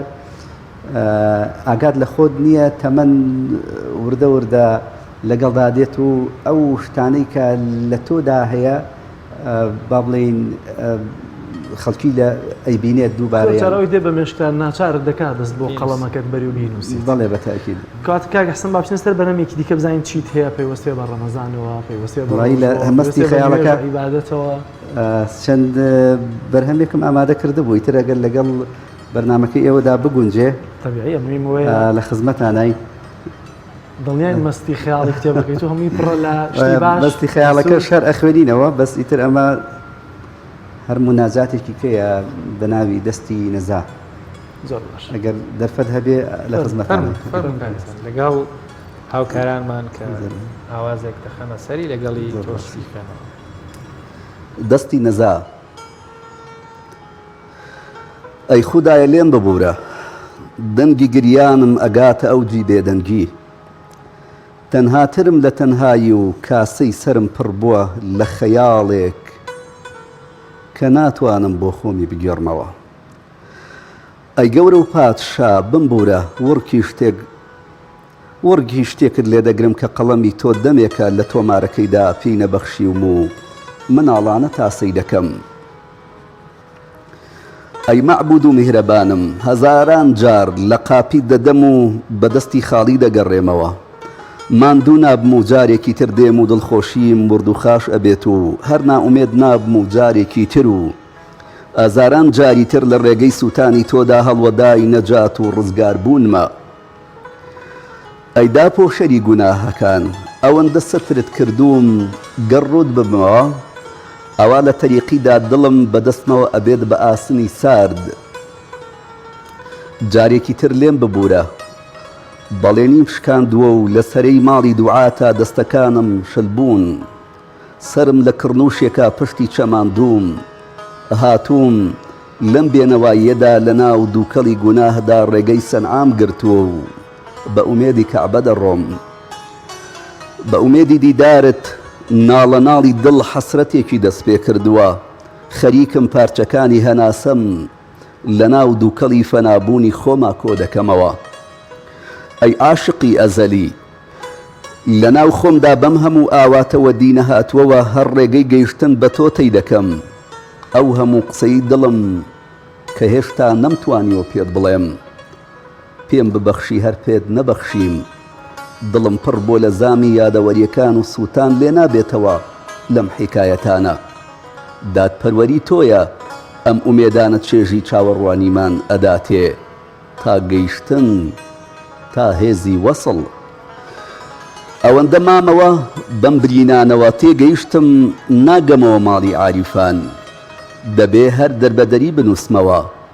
پادشای سوکنایی بمبورە گەڕاومەتەوە ناو ئەم تابوورە شینە شەکەتیم لە لاشم لێ نابێتەوە سپاس عادەتەن ئەوەی کە دەنووسێ ئەوەی کە هەر ئیشێک دەست پێەکە دێکاتە پیشەیەکی خۆی لە کەسێکی ترەوە مواجب دەبێت باس لە شەجەریان کرد لە نووسینە لە کێوە زیاتر وەرت گرتووە یا کێت بە مامۆستای خۆت زانیوە بڵێ وڵایی هەموو جوانیەکی لە پشتەوەیە یعنی هیچ جوانیەک بەبێ دەرکەوتنی جوانێکی تر دەرناکەوێ ئەو ڕەونەقە ئیلا ئەبێتەوە لە جێگەیەکی کە ئەو ڕووناکی وەرگرت بێ ڕاستێکی دنیای مناڵی ئێمەش من لە زۆر کایەدا هەنگاوم هەڵگرتووە با بڵێین لەوانەیە پێم خۆش بوو بێ لە هونەری خەتخۆشیە یان لە تابلۆکێشانە حەزێکم هەبوو بێ بە حکمیەوەی کە من مامۆستا ڕەجا کە هونەرمەندێکی دیارە پورزامە لە هونەری وێنەکێشان و کاریکێتەر و ئەمانەیە زۆر دەستێکی دیار و بەرچاوی هەبووە و خاوەنی چەندین پێشەنگە و ئەمانە بووە هەستم ئەکرد خۆشبەخت بم کە لەو دنیاەدا کار بکەم بەڵام ئیتر هەندێ کایی تر ڕات ئەکێشێتە ناو ئیشکردنێکەوە کە وەکو پێشتر وتم بەدەستی خۆت نییە لەبەرەوە من لە زۆربەی کاتا لە ڕاگەیاندن کە کارم ئەکرد زۆربەی کات بەرکەوتنم لەگەڵ دنیای ئەدەبی و نووسین و شیعر و ئەمانە هەبوو چونکە ئامادەکاری بەرنامەیەک بووم پێشکەشکار بم ببوورە ئامادەکار نەبووم دواتر هەر بووینە ئامادەکاریش لەبەرەوە من چێژم لە ئەو قەڵەمانە وەرگرتووە لەو سەردەمانەدا کە خوێندنەوە بۆ من تۆزێک قورس بووە کۆمەڵێ نووسەری زۆر بەتوانا هەبوون لە ڕاگەیاندنی بزوتنەوە کە کاریان دەکرد چێژم زۆر لێبینیون بەڕاستی مامۆستا مستەفای سەیدمینە هەبووە کاک عادل باخەوان کاک ئەرسەلان تۆفیق مامۆستا عومەر یوسفی زۆر بەڕێز و قەڵەمی تریش مامۆستا وەرزێر حەمە سەلیم کە زۆر من حەزم لە نووسینەکانی بووە ئەوانە وهایان لێکردوم کە من پاڵپشتێک بێ بۆ ئەوی کە زیاتر لەو دنیاەدا خۆم بدۆزمەوە خۆشبەختانە بە چاولێکردن و چاولێکردنی ئەوان توانیمە ئەگەر تروسکاییەکیش بم هەر خۆشحاڵم لە ناو ئەم دنیاەدا ئەگەر نامن بۆ خۆم نەخوێندومە تاوەکو ببم بە کەسێک کە شعر بڵێ یان هەنگاوم بۆ هەڵگرتووە کە وەکو شاعیرێک دەرکەوم ئیتر هەر بەڵام لە دنیای ڕاگەیاندنا کە کارم کردووە 2000 بۆ خۆی ئەمە دروست کرد کاک حەسەن خۆی بەهرەیەکی خۆی گەورە پێی بەخشی لەوەی هەنێک پیژەن شاعرن بەڵام کە شعرەکانی خۆیان دەخوێنەوە حەزای گوێم بۆ بگریت وڵایەوە بابەتێک بادوسی بوو برایەک دووسێ مەسەجی بۆ ناردم دووسێن نەقد و غەڵەتی گرتبووتی بێم ئاوای وڵای تر ڕۆژێک یەکمان بینی بابەتەکەوتم تۆ ئەو ڕخنانە و گرتبوو وتی کامە بوتم ئەوەیە خەتیشی هێنابوو بەسەریا وڵا بۆم خوێندەوە وتی کاکە داوای لێبوردنەکەم وڵای کە ئاوا ئەی خوێنیتەوە هیچ غەڵەتێکی نییە بەڵام کە نووسیرەکە بوو ئەو وڵای بەتەکیدی لەوانەیە خی گەورەی استیقامان پێ بەخشەیە بە هەر ئەو دەنگە لەو ڕێگەیەدا بەکاردێنی خوێندنەوەی دێڕێک کە سەرچاوی ئیلهامەکەی لە ڕۆحی خۆتەوە هاتبێ و لەگەڵەوەی دێڕی نووسەرێکی تر و شاعرێکی ترە خوێنیتەوە هیچ یاوازیەک لە ئەحساس و دەربڕینیا هەیە یان زیاتر چێژ لە خوێندنەوەی دێڕەکانی خۆت وەرەگری یان شعری شاعرانی تریش چکە دەنگت خۆشە و من ئاگادارم شتیژە خوێنیتەوە بەڵێ لێرش بەرهەمان هەیە ئێستا حالیان لە پەیاما ڕاستەفەن وەڵی قوربان من بەتەکیدی وەکوتم هەموو جوانیەک جوانێکی لە پشتەوەیە من زۆر حەزم بە خوێندنەوەی بابەتی تر هەبووە بۆ نمونە شعری سوهرابی سوبهەری ئەوبەتە فارسیەکەم مەزبوط نییە بەڵام دەنگی پێی ئاوەکە کە ئەکرێ بە کوردی کۆی حیاتی سوهرا بە خوێنیتەوە لە دەنگی پێی ئاوە یعنی یەک دنیا جوانی هەیە تۆ تایە ئەیبینی هەرچەندە چەند جارێکیش خوێندومەتەوە یان ئیلاهی نامەی ئەکرەم عەنەبی بەڕەحمەت بێ یاخوا کە ئەی خوێنیدەوە یعنی بەڕاستیەکەی ئەوە ژیانێکی کە ئەدابەتەوە ڕۆحێکی تری زیندوو ئەدابەتەوە لەگەڵ ئەمانەشا کە تۆ ئیلا ئەوەی کە من لە ڕۆحی خۆما هەیە ئەیکەم بە شعرێک یان دەربڕێنە یان نووسینەک ئەی خوێنمەوە ڕەنگە زیاتر موسەیتر بم بەسەر ئەوەی خۆما نەک ئەوەی کە شعری کەسێکی کە بخوێنمەوە یان هەندێک جار لەوانەیە کەسێکی بەڕێز هەبوو بێ پێی خۆش بووە من شتێکی ئەو بخوێنەوە باوەڕەکەی زۆرم کردووە نەمتوانیوە حەقی ئەو بدەم ئەوە نەبێت کە بڵێم شعرەکەی ئەو زەعیف بێ یان نەیتوانی بێ شت بنووسێ بەڵام تۆ کە نەتوانی دەری ببڕی وەکو پێویست هەم بۆ خۆت ناخۆشە هەم شعرەکەی ئەویش زەعیفە بێ کام خوێندنەوەت زیاتر دەنگی داوەتەوە تاسی عاشقێک بۆ پێغەمبەر بووانە وەڵاوەهی سەردەمی گەنجی بوو تاسی عاشق بۆ پێغەمبەر صلی الله علیه و سلم بەتاکیدی کۆن نابێ لەبەرەوە من بەدڵ 2007 بوو پێم وا بێ 2006 بوو ئەو کاتە بوو کە هێرشێکی ناڕەوا لە دانیمارکەوە ئەکرایە سەر پێغەمبەری نازدار درودی خوای لەسەر بێت کاریکاتێرەکان دروستەکران من لا ئیرادیش بوو ڕۆژی جومعە بوو بەبێ ئەوە بەرنامەمدا نابێ بۆ ئەوەی کە شتێک بڵێم شتێک بنووسم لە نوێژی هەینیە مامۆستا بەڕێزەکە کە باسی ئەو وەزعی کرد و ئەمانە هاتمەوە بۆ ماڵەوە نەنانم خوارد نەدانشتم نە قسەشم کرد هەر ئیتر دەستم کرد بە نووسینی ئەو شیعرە ئیتر هەر نزیک بە تەلەڤیزیۆنیش بووی کە هاتم وتم کاکە من شتێکم نووسی و بابێ خوێنینەوە کە خوێنمانەوە ئیتر هەر شتێک ئەگەر بچووکیش بۆ پێغەمبەر بێ صلی الله علیه و سلم بەرەکەتی جوانی ئەو گەورەی ئەو وا ئەکا کە تۆ بچووکی تۆ دەربکەوێت تروسکایی تۆ گەشە بکە من پێم وا بێ بەرەکەتی پێغەمبەری نازار بۆ درودی خوای لەسەر بێ ئەگەر ئەو شیعرە دەنگدانەوەی با بڵین پەیدا کرد بێ یان خەڵکێک خۆشی لێ هاتبێ بە خوێندنەوەی ئەو شیعرە ئەو وردە ئیحساسێک بوو کە من پێشکەشم کرد بێ کاک ئەحسان با بچینەوە ناو مەستی خەیاڵ لە مەستی خەیاڵ ئەگەر چەندێڕێکی ترمان بۆ بخوێنیتەوە لەو بەتایبەت کامیان زۆر بەلای خۆتەوە تر ناوازەیە وەڵام حەزەکەی مەستی خەیاڵەکە خۆی خوێنمەوە ئەگەر کاک ئاریان مۆسیقایە بژەنێ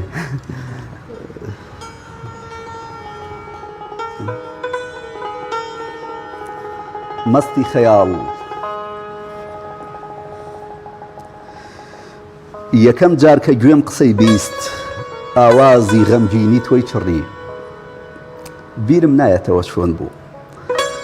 بەڵام لە گوێمدا کتێبێک و ڕۆمانێک هەناسەت پێدام بیرم نایەتەوە چۆن بوو لە ڕۆحما نەخشی خۆت کێشا و جەستەیەکی هیلاکت لەلا هێشتمەوە لەو ساوە ئیتر بیری تۆم مۆسیقای تۆ بوو بە قەڵەم ئاوازە گریاوەکانت هەناسەی دوور و درێژی بە من بەخشی ئەوەندەیان باڵی فڕین لەبەر کردم هەر ڕۆژە و لە ئاسمانی شارێکم شیراز و سەمەرقەند و بوخارا و نەیسابورا و شامی شەمس بۆ تەماڵی مەیخانە و مەستی خەیاڵ چاوەکانی لێ سندوم و چنگم لە قوڵایی باغێک گیر بووە و نایەتەوە سەفەر تۆ نایەی ئەوەندە لە کەناری تۆدا مامەوە سازێ لە تەنیشتمدا شەوانی پڕ شیوەن کردووە ئەی مەحرەم و تەبیبی ئەم دڵە دێوانەیە وەرە تا زیەباری بەرگی ڕەش و خوێنی دڵ ببینە لە چاوەکانمدا تۆ قاتڵی ئەم گیانە کێشراوە بووی لە تەڵقینی حەلاجدا هاتیت و گۆرانی چەندان مەستانت گرتە بەرگی گەڵاکان و لە قەبرستانێکە حافظ و سەعدید نووسیەوە ئەی بەرهەمی برینە ڕژاوەکان سیر کە تەمەن چۆن لە شەوێکی گریاوەوە هەشتا بەرگ پەڕی گوڵی لە کێلی غەمین تا لەبەر کردووە بیستن لێبوویەوە و ئیتر گوێیەکان نایەنەوە دڵ نایەوێ گیانیش نایەوێ گوێی لە بیستن بێت لە پاش تۆ گۆرانی هەناسە تۆمار ناکاو مۆسیقات جگە لە سووتان هیچ ئاوازێکی تر ناچڕێ مەگەر من بزانم ئەم ئەزاداریە چ بەرگێکی ڕەشی دەوێ هەست ناکەی لێرە چەند باغی سەوسەن و ڕەیحانت بیل کردووە ئەستێری شکاوی شەوی یەڵدا مانگی دیل و کەلەپچەی تاریکی خۆری شکاوی ڕووناکی چاو نابینی لە بینین کەوت گوێ نابیستی و ڕۆح وا لە گەرو دێتە دەر تۆ هۆکاری ئەم کۆست و شیوەن و مەرگەی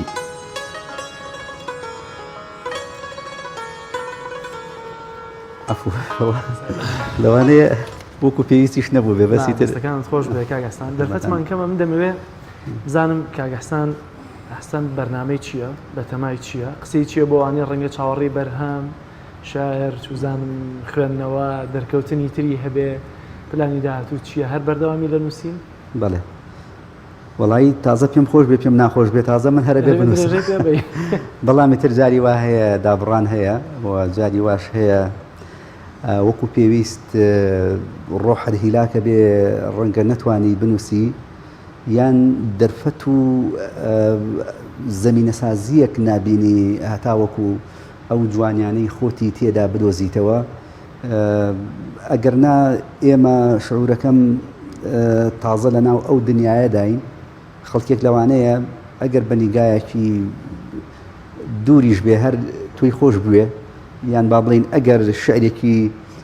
شپرزە و بڵاو پرژاویش هەبێ هەر تۆ لەوانەیە لە دڵی کەسێکە من خۆشبەختم کە لەو ڕێگەیەدا هەر ماومەتەوە و ئەگەر بێت و ئەو تروسکایەش هەر بمێنێ من لەگەڵ یا ئەڕۆم کاک ئەحسان شەخۆن ویستم ئەوە پرسم دنیای مەجازی وەروەها تەکنۆلۆژیا و سۆسیال میدیا ئێستاکە فەزایەکی تاڕادەیەک کەمتر ڕۆحی ئەدەبیات و توانم بڵێم عیرفانێتی تێدایە بەڵام دیسانی شۆکرێمە ئەم فەزایە بەکاربێنین سوودی لێوەرگرین بۆم مەجالانەش تا چەند توانیتە لە ڕێگەی سۆسیال میدیا لە تۆڕە کۆمەڵایەتی وەکو فەیسبووک ئینستاگرام ئێستا کۆمەڵێک یوتیوب ئەمانە لە بەردەستن ڕەنگە هەر کەسێک بتوانێت خێراتر وە زۆر خێران پەیامەکان بگەێنێ وەڵا ڕاستە لەگەڵ خێرابوونی ئەو دنیا تەکنەلۆژیایەدا بەڕاستیەکەی ڕۆحە گەورەکانیشی کوشتووە بمانێەوە نەمانەوێ ئەو قوتابخانە و مەدرسە گەورانی کە کاتی خۆی لە حوجرێکی بچووکە دنیای تۆیان ئەناسان ئێستا بەڕاستیەکەی ئەو ڕوحانە مردوون تۆ هەتاوەکو دێڕێک بە یەقینەوە ئەڵێیت یعنی دنیای زۆرەکەی لە خۆت ناتوانانی بچیتە ناو ئەو دنیایەوە کە لە ڕابردووە بۆ خۆیان دروستیان کردووە بۆ نمونە کەسێکی وەکو ئەو شاعیرە بەرزانەی تر هەر کامێکیان بڵێن کە ناویان بێنین ڕۆژانە قوتابیەکەی بینیوێتی چێژی لەبینیوە احساسی لەگەڵ کردووە بەریەک کەوتون پێکەوە بوون یعنی کاری ئەو کاریگەریە قوڵە هەبوو بەڵام من ئێستا ئەو نەفەرانی کە خۆشم ئەوێن لەوانەیە هەفتەی جارێ بە واتساپێ مەسیجێکی بۆ بنێرم یان بە ڤایبەرێ یان بە فەیسبووکێک ئەم ڕۆحە زیندووە لە ناو ئەو ئیحساسە جوانانەدا من پێم وا بێ کوژراوە ئەگەرنا ئەوەی کە تۆ خۆشت ئەوێت تازە لەکوێ دەسەکەوێت یان لەکوێ دەیدۆزیتەوە ئەمە خۆ لە ژیانە جارێکی تر جەلالەدینێکی ڕۆمی دروست نابێتەوە کە شەمەز بۆی بمرێت و عاشقانە خۆشی بێت و دواتر خەڵک غیرەی لێ بکە ئەو ڕۆحانە من پێم وابێ لە فەنابوونێکا ون بوون نادۆزرێنەوە مەگەر خوای گەورە یان با بڵین ئەم تەکنۆلۆژیایە تۆزێک کاڵتر ببێتەوە بە حەزەرەوە دەست ببین بۆ ئەم دنیای کە بەڕاستی هەموو شتێکی تێکەڵ کردو بە یەکدا بەڵام ئیتر خۆ ئەمەش ناکاتە ئەوەی کە من بڵێم وڵا هەر هەمووی هەر خراپەیە و لەسەر ڕوخانی خۆمانشتی زۆر جوانیشی تایە بەڵام مەبەستم ئەو زۆر باشە چکات دەستەکەی بنووسین کاگەستن شەوان دانیشی مانگێک جارێک دانیشی کات و بۆ داناوە وڵای من جاری وا هەیە پێمەڵێن لە بوارێکە شتێک ئامادەکە جاری وا هەبووە نەمتوانیەوە بینوسم دواتر گرێم هاتۆتە سەروتم دەی خۆ دەسەڵاتی خۆم نییە کە نەوتوانیوە جاری واژ هەبووە سەر ڕۆژێکیان مناسبەیەک هەبوو برایەک پەیوەندی پێوە کردم وتی زۆرم پێ خۆشە کە بەشداربی وتم کاکە لە 125م بۆ دانێ بۆ شەوتم لە 175م بۆ دانێ کەچی دوایی لە ئەخیری بەرنامەکەوە دایان نابووم وتم دەی کاکەم نێسە لە 100م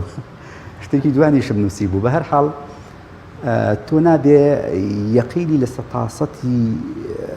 تەواوەتی بدەی بە خۆت تاوەکو سەرکەوتوو بی بەڵام ئەو دنیایە کە کاریگەری لەسەر ناخی تۆ هەیە پێم وا بێ تۆ خۆشت نازانی چ کاتێکە ئەی دۆزیتەوە ئیتر ئەگەر ناخۆ دەرفەتێکی دەرفەتی زۆر باش هەیە زیاتر بە تایبەتی بە شەوانە دنیا کە بێدەنگە بێت و ئەتوانی بنووسی یان بە دیار کوشانەوەی گوڵۆپێکەوە یان بە دیار مۆسیقایەکی کزەوە ئیتر یان لەگەڵ ئەوەی شا بە دیار دەستێکی دوعا و پاڕانەوە ئۆشەر هەیە تەنها مۆسیقاکەی لەگەڵان نیە زۆر باشە کاک حەسەن زۆر زۆر سپاس دەکەین خۆشحاڵت کردین مێری ڕەمەزانت بۆ ڕازاندینەوە انشاءالله دەرفەتێ بە لە داهاتووشدا هەر لە خزمەتتا دەبین زۆر سپاس خۆشحاڵ بووم سپاس بۆ ئێوەش بۆ ئەو دەرفەتە سەرکەوتوو بن زۆر باش عزیزان ڕاستەوخۆ دەچینە هەولێر لای پەیامنێرمان ئیدریس محەممەد بزانین زانیاریەکانی پارێزگای هەولێر کاتژمێر 12:30 ماویەتی دەدا خولەکێک 12:20 خولەکە بزانین لە هەولێر چ باسە ئیدریس سڵاوی خوا لەبێت ئەم کاتت باش زانیاریەکانی هەولێر چین سڵای خی گەورە لەبێ کاکجلا سڵای خی گەورە لە بینەرانیش درنگانێکی شەوە دەتوانم بڵێم نزیکی نیوەی شەوە بەم کاتە ئێستا ئێمە لە کۆمپانیەکانی کڕین و فرۆشتنی ئۆتۆمبیلین لە شاری هەولێر بەراورد وەکو شوێنە گشتەکانی تری نێو شاری هەولێر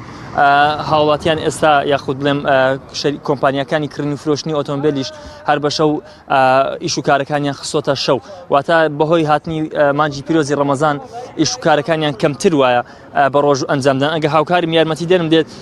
لەم کۆمپانیانە یاخود بڵێم لە معرەزی سیارەکانی نێوشاری هەولێر هەموو جۆرە ئۆتۆمبیلێکی لێیە ئۆتۆمبیلی شێوە نزم بەرز یاخود ئۆتۆمبیلی بار هەڵگر و هەموو جۆرە ئۆتۆمبیلێکی تری لێیە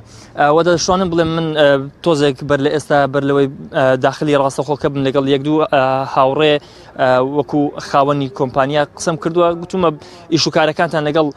لە مانجی ڕەمەزان لەگەڵ پێش مانجی ڕەمەزان چۆن بوو بە جۆرە پێکێنیەکەوە وتی جیاوازیەکی نییە بەهۆی قەیرانی دارایی و بێموچەیەوە کەمتر وایە ئیش و کارەکان هەبێت کاک جەلال من دەمەوێت زانیاری زیاتر وەربگرم لە خاوەن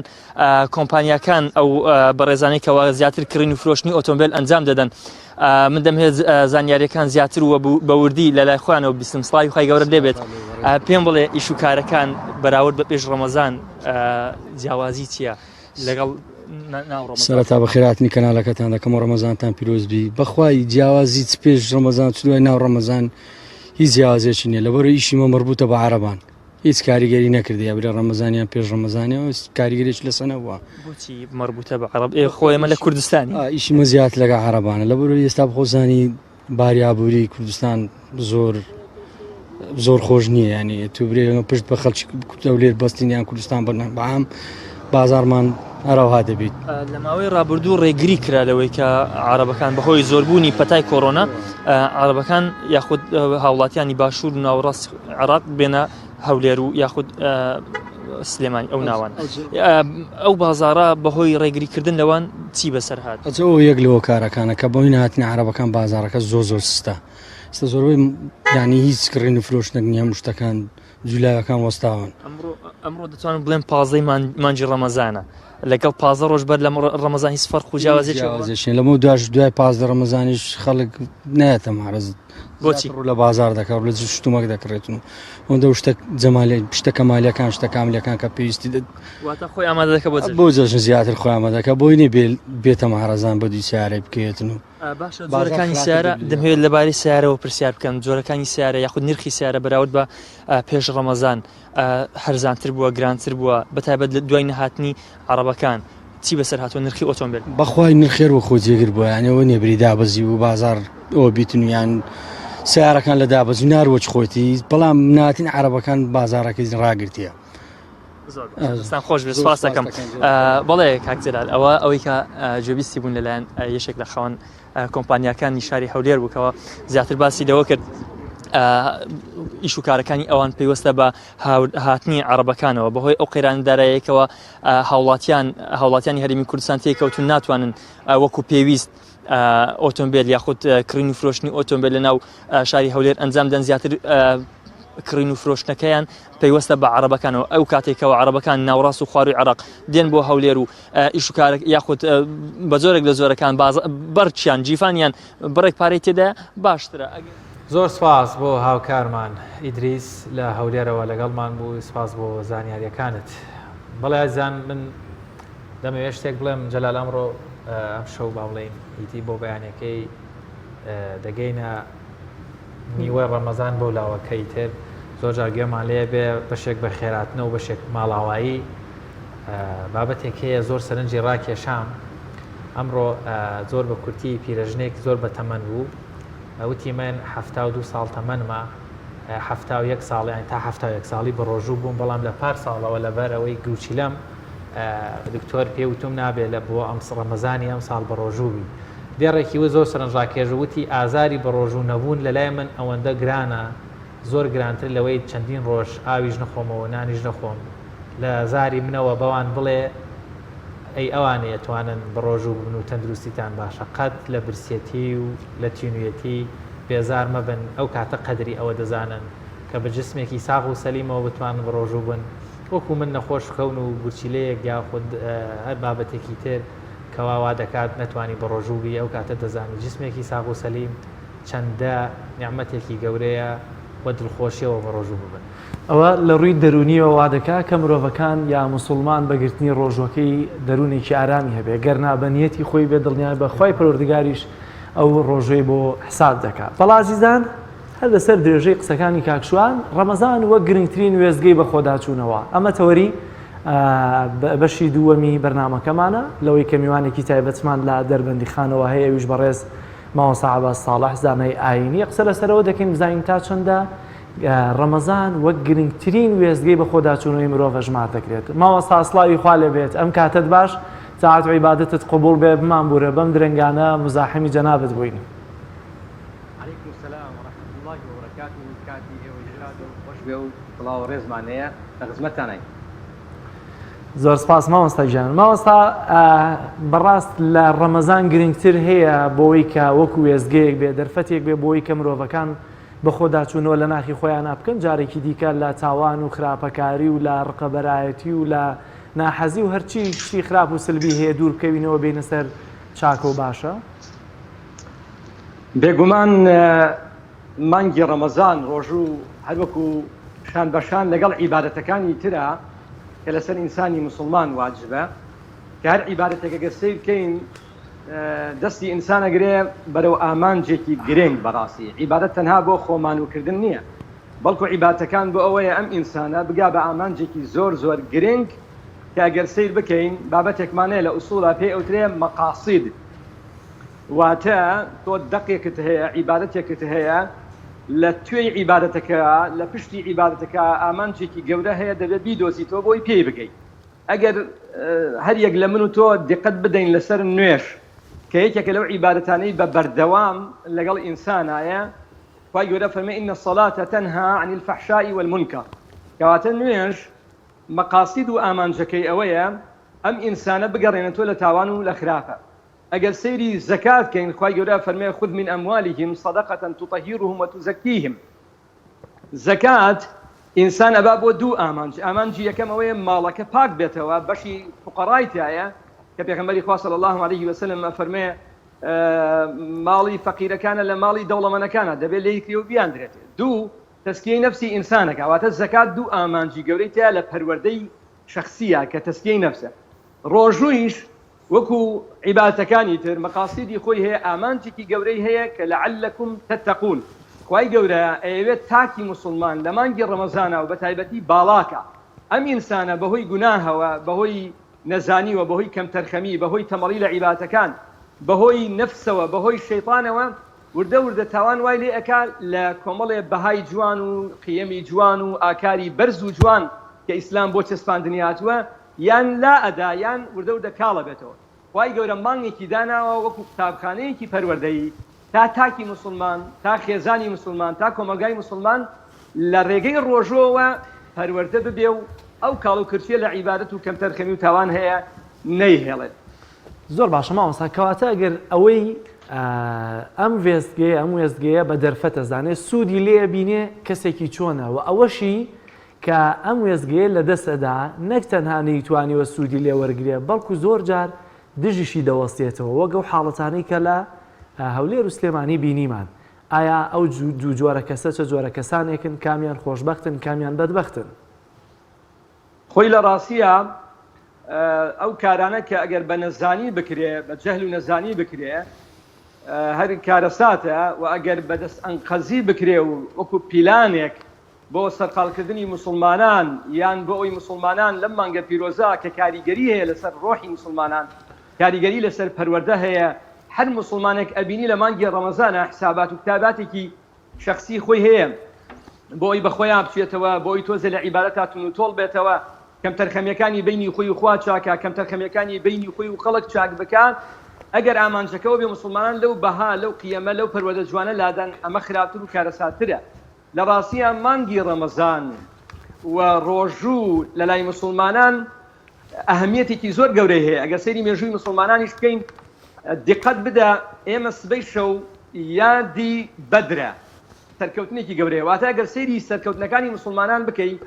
زۆربەی لە مانگی ڕەمەزان بوو ئەمەش معانی تایبەتی خۆی هەیە کەواتە هەر لە ئەو مێژووە بۆمان دەرەکەوێ ئەوانەی کە ناحەزن بە ئیسلام ئەوانەی کە ناحەزن بەم پەروەردە جوانە بەم قیەمانە بەم بەها گەورانە ئەوانەی کە پێیان خۆش نییە مسلمانان بگەڕێنەوە بۆ ڕژدی ڕاستەقینەی خۆیان ئەبینی ترسە خەوفەکەیان لەو دروستبوونەوەی مێژووە ئەزانن مسلمانان زۆربەی ئینجاز و سەرکەوتوەکان لە مانگی ڕەمەزان بووە کەواتە ئەبێ ئێمە ئاوا لە مانگی ڕەمەزان تێبگەین و بەرامبەرەکانیشمان بناسین ئەیانەوێ لە چ ڕێگەوە سەهم و تیرە ژەهراوێکی خۆیان بوەشێنن تاوەکو ئێمە بە جوانی ئەوان بناسین و بە جوانی مێژووی ڕاستەقینەی خۆیشمان بۆ دەرکەوێت. خاڵێک کە زۆر مهمە بەڕاستی لە کۆمەلگای مسلمانە بەڕاستی زۆر زۆر نەخوازراوە و کارێکی زۆر زۆر ناشرینە و زۆر بچووکیە کە ئینسان ڕوبەڕووی زۆرینەی ملەتەکەی خۆی بێتەوە بەهای ملەتەکەی خۆی بێتەوە. برای ئازیزم کاک جەلالی بەڕێز کاک شوانی خۆشەویست باوەڕم پێ بکەن ڕاگری ئەم کۆمەلگا ئەم بەها جوانانەیە کە ئیسلام هێناوێت یانە خەڵکی تر هەموو خەریکی هەدم و ڕووخاندنە. زۆر باشە مامۆستا عەباس تا چەند گرینگە ئێمەی مسلمانان یان بانگخوازە بەڕێزەکان مامۆستایانی ئاینی سارد نەبنەوە بیر لەوە نەکەنەوە ئیدی هەموو شتێک گوترا و دووبارەمان کردەوە و سەدبارەمان کردەوە و ئیتر کەس تێ ناگە یا بێئومێد بن لەوەی بەڕاستی بۆ تاکێکی مسلمان گەورەیی و هەروەها دەرفەت گرنگی مانگی پیرۆزی ڕەمەزان بگەیەندرێت بۆ ئەوەی مسلمانان بزانن لە چه دەرفەتێکی زێڕینان لە چ کاتێکی زۆر ئاڵتونیان بتوانن سوود لەم دەرفەتە وەربگرن بۆ پاڕانەوە بۆ داوای لێخۆشبوون بۆ گەڕانەوەیەکی ڕاستی ویژدان و پەروەردە دروستی و بۆ خێر و سەدەقەش. جوانە تەمانە گەر ئێمە سیر بکەین ئێستا دکتۆرە بەڕێزەکان هەموو ئەو دیراسات و توێژینەوانەی کە بۆ مەسئلەی لەشساغی و دژی نەخۆشیەکانی مرۆڤ ئایا ئەوان لە توێژینەوە و بەحس و لێکۆڵینەوەکانی خۆیان ئەوان کۆمپانیانی کە ئینتاجی عیلاجەکەن ئەوەستن بە بەردەوام توێژینەوەی تازە نییە کە پەیوەستە بە مرۆڤەوە. ئەی باشە مرۆڤ بەشە مادیەکەی گرنگەیە بەشە لایەنە معنەویەکەی کە ڕۆحە کە نەفسە کە ئەخلاقە کە بەهاکانێتی هەر بانخوازێکی بەڕێز کە من حەدی ئەوەم نییە بەڕاستی لێرەوە ئامۆژگاری بانخوازان من قوتابی هەموو ئەو بانخوازە بەڕێز و مامۆستا عەزیزانم بەڵام ئێمە قودوەمان قورئانە و لەناو قورئانیشا قیسە و چیرۆکی پێغەمبەران عەلەیهیم سەڵات وەسەلام هەر پێغەمبەرێک قودوەیەکە لە ڕوویەکەوە بۆ ژیانی هەر بانخوازێکە هەر پێغەمبەرێک عەلەیهیم ئەفزەل الصەلاتی وەسەلام لە گۆشەیەکی ژیانیەوە پەروەردەی بانخواز ئەکا معنەویەتێک ئەدا بە ئینسان تەشجیعی ئینسانەکە بۆی ئەم ئینسانە کۆڵ نەدا و بە حیکمەتەوە و ڕێگەکانی داعوە و بانگەواز و بانکردنی خەڵک ئەبێ بگۆڕین و ئەبێ کۆڵ نەدەین و ئێمە لەناو مجتەمەعێکی فطرەتێکی پاکی هەیە مجتەمەع ئەم خەڵک لەم مجتەمەعی ئێمە الحەمدولله زۆر پاک و جوانە. من تۆزێ پێش جەنابتان لەگەڵ ئەم برا بەڕێزا قسەیەکم کرد وتم ئەوەی کە لە هەولێر کرا وا تەسەووریان کرد ئەوەی ئەو ئافرەتەی کە خۆی عەرض کرد وا تەسەووری کۆمەلگای هەولێریان کرد کە ئیسا بە لێشاو گەنج ئەچێت بە خۆڕایی بەو شێوەی کە داوا کرا و کارەکە ئەکا بەڵام سوپاس بخوا زۆر بە پێچەوانە بوو. ئەوەی کە لە سلێمانی کرا کە ئەمانبیری لێوێنەکانە گەنج هەبوو ئەسڵەن هەر سەیری نەئەکردن کەواتە ئەم میلەتە خۆی میلەتێکە فیترەتێکی پاکی هەیە ئێمەی بانخواز ئەبێت ئیش لەسەر فیترەتە پاکەکە بکەین و هەموو ئەو ڕێگانە ڕوون بکەینەوە بۆ کۆمەلگاکەمان کە ئەوێ ئەم فیترەتە تێک بدا و ئەوێت ئەم کۆمەلگا لە ڕووی بەها و ئەخلاقی جوانەوە بڕوخێنێ و بۆ ئەمە چەکمان پێیە چەکی ئەمەش بریتیە لە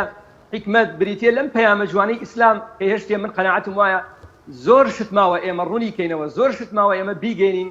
هێشتێ نەمان وتووە دەبێ بیڵێن. زۆر باشەماوە سابا قسەیەکی خۆشی تێ بکەم لەسەرەوە باوەشە ئەڵێ برادێک نووسی بوو ئەم ئێوارەیە لە بازاری هەڵەبجەیە هاواریان نەکرد باوەشێ بە 1000 وتم باشە خۆ لە هەولێر بەلاش بوو بۆچی لە هەڵەبجە بووەتە 1000 چوومە پێشەوە سەیرەکەم دەڵێ باوەشێ فەریکەنۆک بە 1000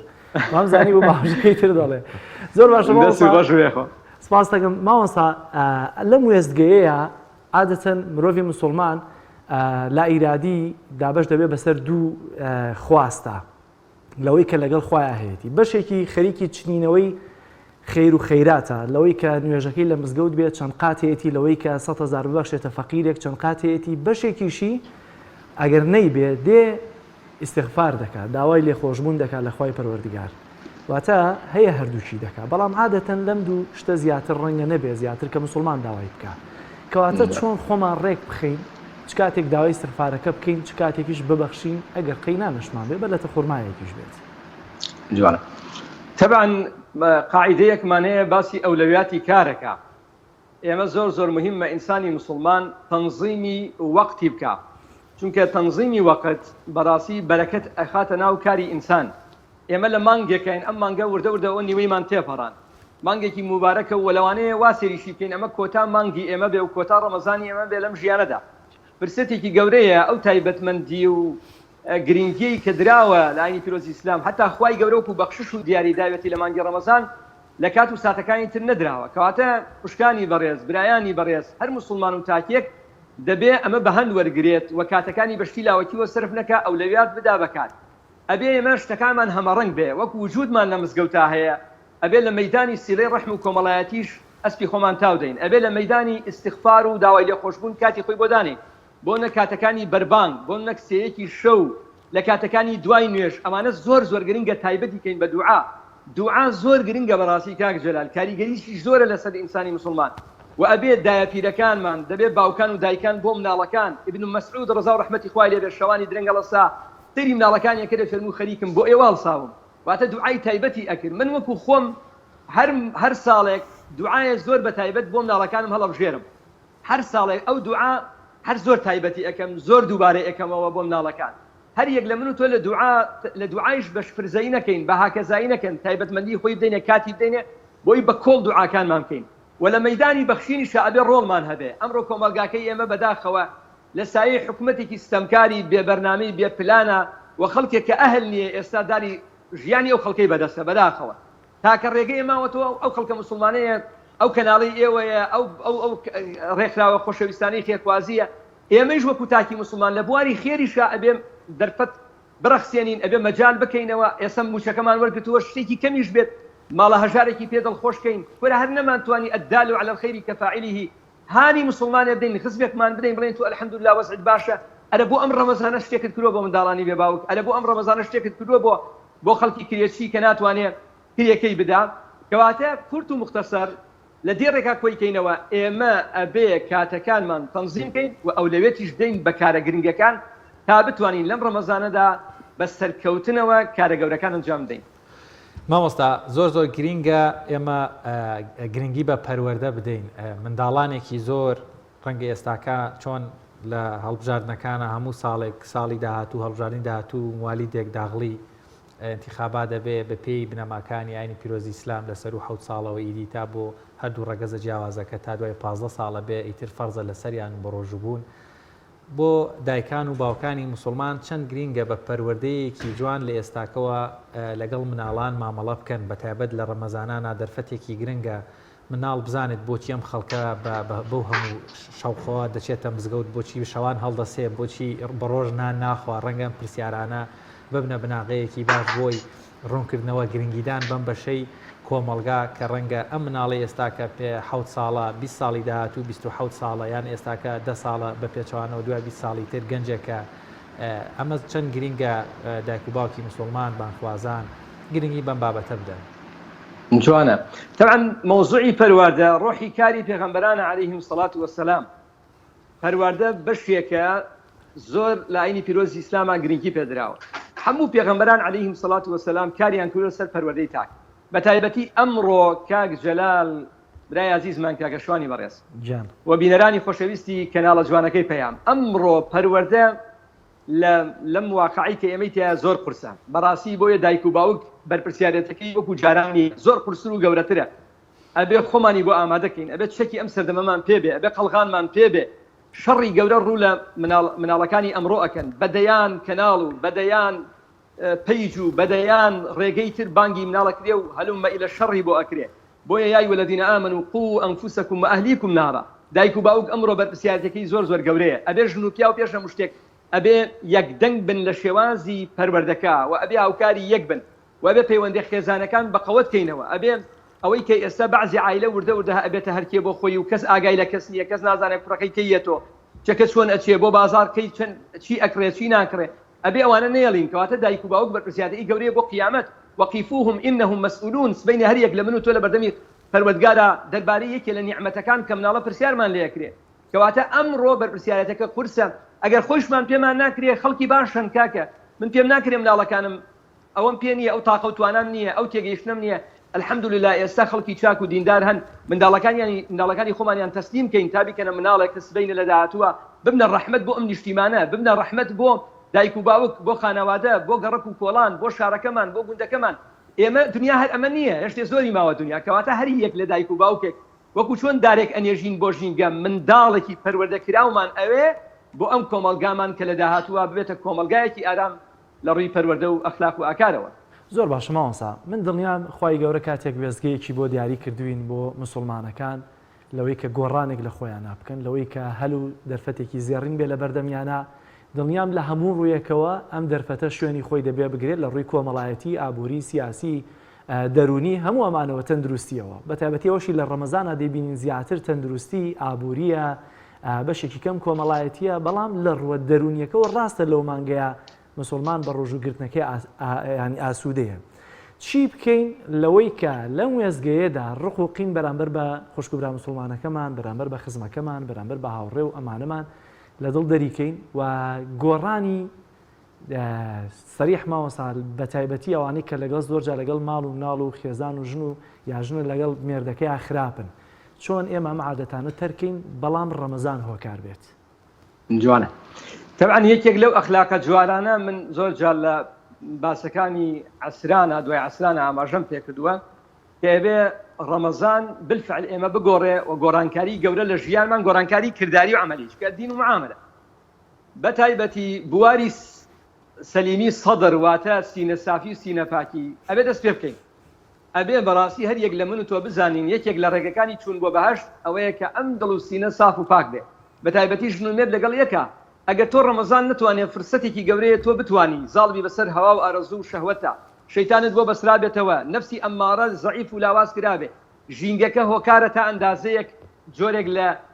نەشئەی ئیمانی لە کۆمەلگاکەمانە الحەمدولله هەیە کەواتە من فرسەتێکە بۆ ئەوەی تۆ بتوانی بۆڕی بۆی توانیت تۆ لە ڕەمەزان پیاوێکی تربی لەگەڵ خێزانەکەتە ئەم خێزانە ئامانەتی لای تۆیە ئەو ژنە دەبێت بگۆڕێ ئەم پیاوە ئامانەتی لای تۆیە وەرە بگۆڕێ لەگەڵ خزمەکانت لەگەڵ هاوڕێکانت مامۆستا لەگەڵ قوتابیەکان قوتابی لەگەڵ مامۆستا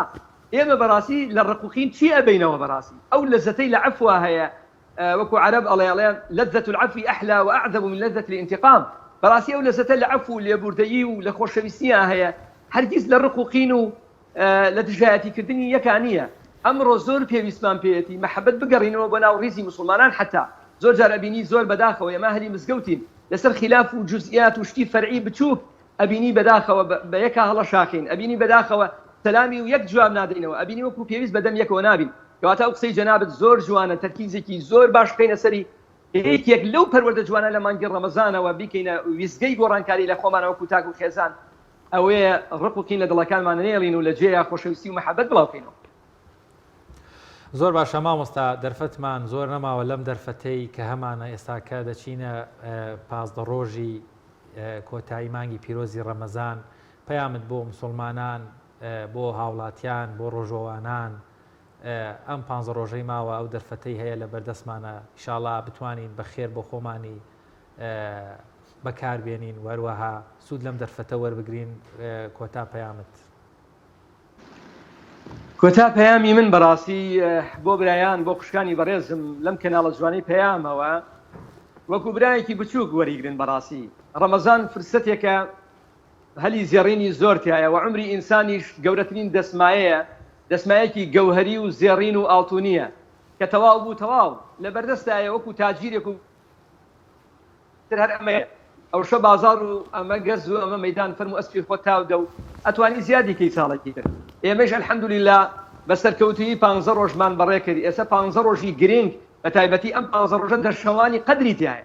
دەشەوی کۆتایی ڕەمەزان دەشەوی زۆر زێڕین و گەورن هەر یەک لە من و تۆ ئەم دەشەوە ئەبێ بەعزێ لە ئیشەکانمان بوەستێنین بۆ ئەوی کاتێکی زیاتر دەین بە خۆمان هەر یەک لە ئێمە ئاوێنەیەک لە بەردەم خۆمان نادانین و بە خۆداچوونەوە بە خۆمان نابکەین ڕجاعەن کاتەکان نەکوژین فرسەتن هەر دقەیەک و هەر سانیەیەکی بۆی ئەم ئینسانە تۆوێکی خێری تیا بچێنێ تاکە یەوم الحەصاد هات کە قیامەتە بە جوانی بیچنەوە دوعای خێریشم هەیە بەڕاستی بۆ ئێوەی بەڕێز کەمانوو ئەبن کە ئەم کەناڵە جوانە ڕۆڵێکی گەورەتان هەیە الحەمدولیلا لە وشیارکردنەوەی مسلمانان گرنگیدار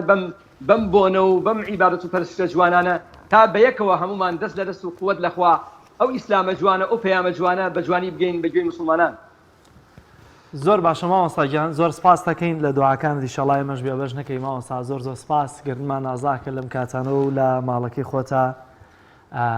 هاتوونەتە خزمەتت زۆر مەمنونین. زۆر سپاس بۆ بەڕێز مامۆستا عەباس ساڵح زانایینی لەگەڵمان بووی سپاس بۆ زانیاری و ڕوونکردنەوەکانت. بەڵازیزان چاوەڕێ پەیوەندیە تەلەفۆنەکانی ئێوە دەکەین ڕگەی دیکەمان ماوە لە دوای پەیوەندێک تەلەفۆنەکانی ئێوەش بەڵام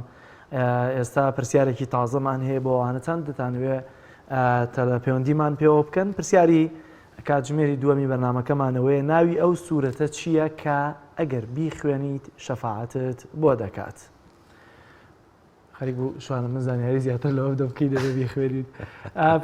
پرسیارەکەمان ئاسانە بە دڵنیاییەوە بۆیە چاوەڕێ پەیوەندیە تەلەفۆنەکانی ئێوە دەکەین. بەڵێنانی عزیز ئەمێ دەکەین هەر هاوڕێیەکی ئازیز لەگەڵمان پەیوەندی وەردەگرێ دەنگی تەلەڤیزیۆنەکەی کسکا بۆی بتوانین بە باشتر گفتوگۆ لەگەڵ یەکتر بکەین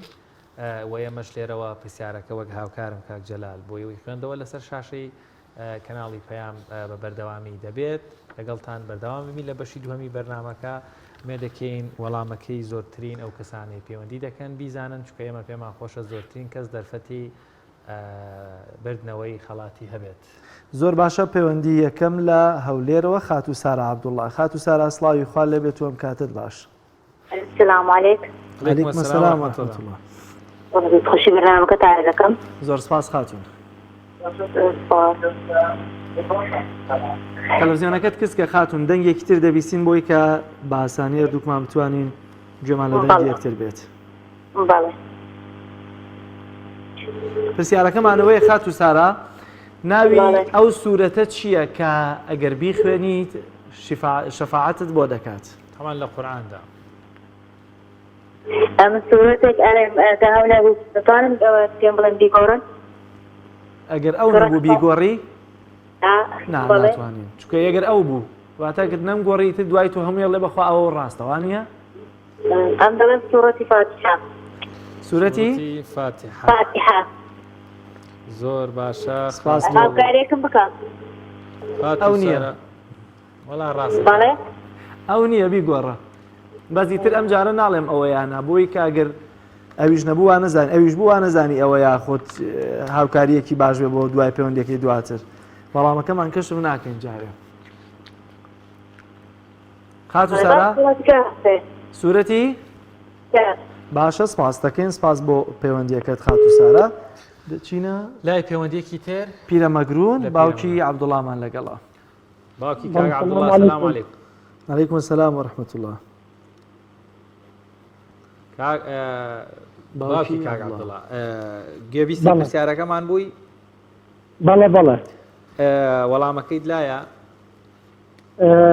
وەڵامەکەی سوورەتی مولک دڵنیایت واللهی دڵنیایم بەس سوورەتی مولک شەفاعەت وام لێ سوورەتی مولک کە شەوانە دەخوێنی دەبێتە شەفاعەتکارێک لە ڕۆژی قیامەت بەپێی فەرمووی پێغەمبەر صلی الله علیه وسلم صلی الله علیه وسلم باشە باوکی عەبدوڵڵا سپاس بۆ پەیوەندیەکەت کە لە پیرەمەگرونەوە لەگەڵمان بوویت با بزانین پەیوەندیەکی دیکەمان لەگەڵە بۆی کە بزانین کێ وەڵامی ڕاستی پرسیارەکەمان دەزانێت پرسیارەکەمان ئاسانە ناوی ئەو سوورەتە چییە کە بیخوێنیت شەفاعەتت بۆ دەکات دەچینە لای پەیوەندیەکی تر لە چەمچەماڵەوە ڕەمەزان عەبدوڵڵامان لەگەڵا کاک ڕەمەزان سڵاوی خوات لێبێ السلام علیکم عەلەیکم السلام وەرەحمەتوڵڵا دەستخۆشی بەرنامەکەتان لەگەڵ زۆر سپاس کاک ڕەمەزان کاک ڕەمەزان گوێبیستی پرسیارەکە بوویت بەڵێ وەڵامەکەیت لا دەزەکەوێ وەڵادان با ملک بێ و ئازاگاریش بۆکەن باچی بێت ملک یونس یونس ملک سوورەتی مولک داواتانکاریەوە واللهی بڵێن چی بڵێن بیگۆڕە هەروەی بڵێ نەیگۆڕە هەروەی چۆن دەبێت لەوە زیاتر پێم تۆ ناوی سوورەتێکت تۆ ئینشاڵڵا وەڵامەکەشی ڕاستە پەیوەندیەکی دیکەمان لەگەڵا خات و چیمەن سڵاوی خوا لێبێت و ئەم کاتت باش عەلەیکم السلام وەرەحمەتوڵڵا السلام علیکم عەلەیکم السلام وەرەحمەتوڵڵا دەستخۆشی بەرنامەکەتانەکەم زۆر سپاس یوێسێ کۆستان بۆ خاتم زۆر سپاس خات و چیمەن لە کێوە پەیوەندی لەگەڵ کردین لە کەرکووک لە کەرکووکەوە خات و کچیمەن گوێبیستی پرسیارەکەمان بووی باڵێ ئەی وەڵامەکەیت لایە باڵێ با سوورەتی مولک بێتە بارەک سوورەتی مولک ئەی خات و چیمەن لە کەرکووک باران نەباری ئەمڕۆ ڕایی تۆزێ باری شتێ بەخام تۆزێک باری ئەی ئیشەڵا هەور بە ئاسمانەوە هەیە ئێستا بارێ ئەم شەویان ئیشەڵڵا دەی دەست خۆش بێ خات و چیمەن لە کەرکووکەوە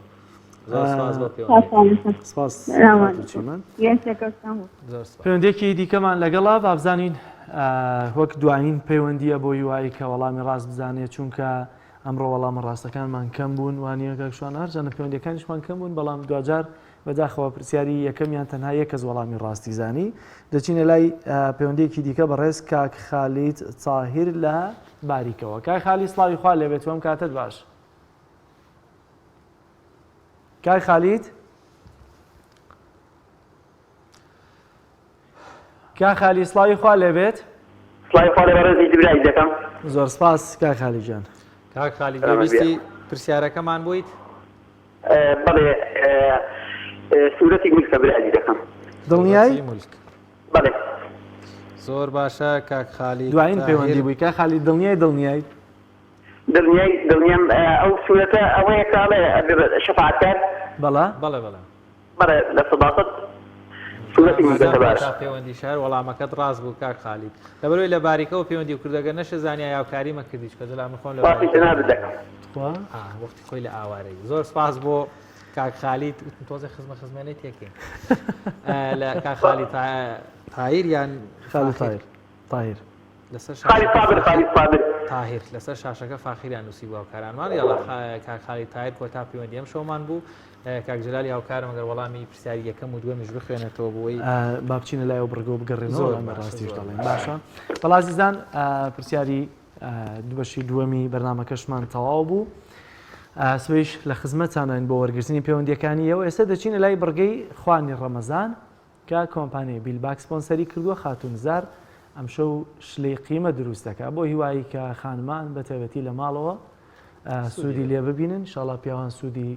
لێ بەجددی کاک جلالیانی بۆچی هەر خانمان ینی بۆ پیاوان سوودی لێ نەبین یعنی ئەوانیش با ئیشکەن و ینی فێر بن کاکشوان گیان ئینشاءڵڵا ماوەیەکی دێین بۆ ماڵتان ئەگەر جەناب بەدەست کردە ئیشکردن ئەو پێشنیارە تەرحەکەین باشە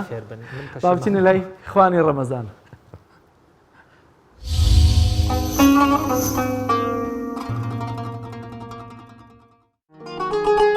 خوانی ڕەمەزان بە سپۆنسەری بەرهەمەکانی بیلباک.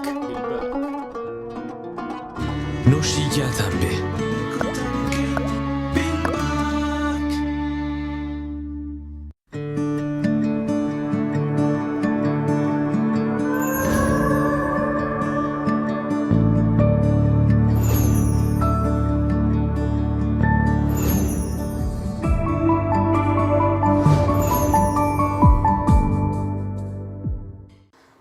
هەمیشە بەناوی خوای گەورە میهرەبان سوپاسداش بەخوای گەورە کە ئەم شەویشتوانیم لە خزمەتانە بۆ پێشکەشکردنی جۆرێکی تر لە خواردنی ئەم شەومان ئامادەکردنی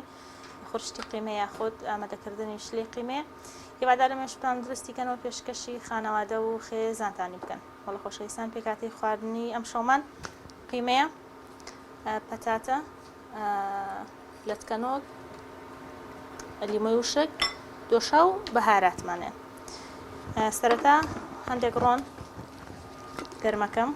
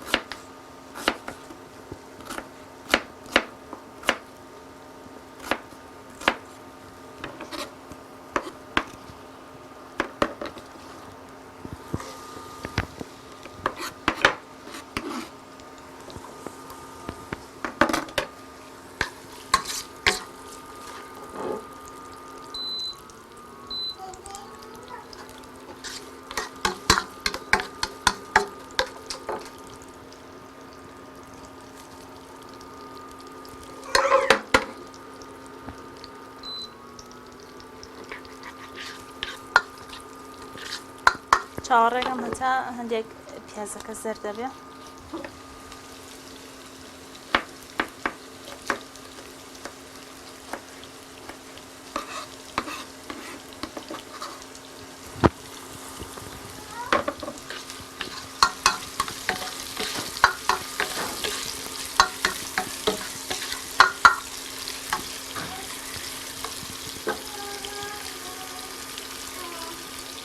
پاشان قیمەکە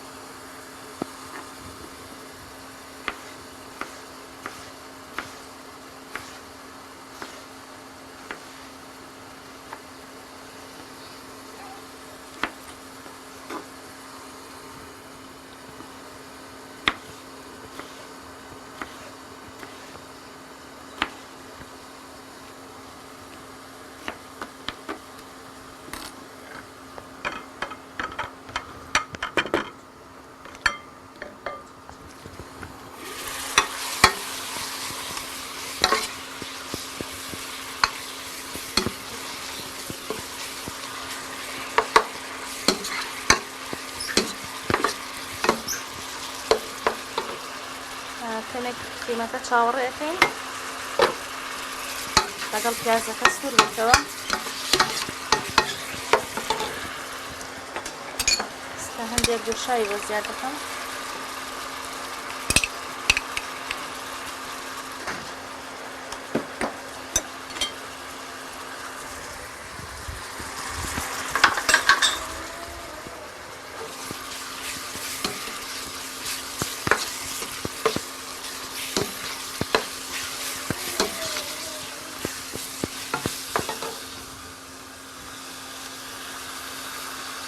لەگەڵ هەندێک لەسکەنۆ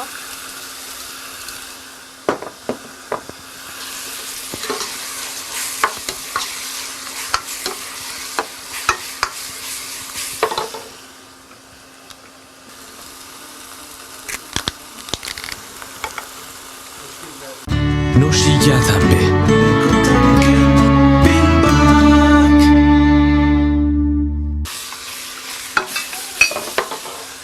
هەندێک پێشی بە زیاد دەکەم.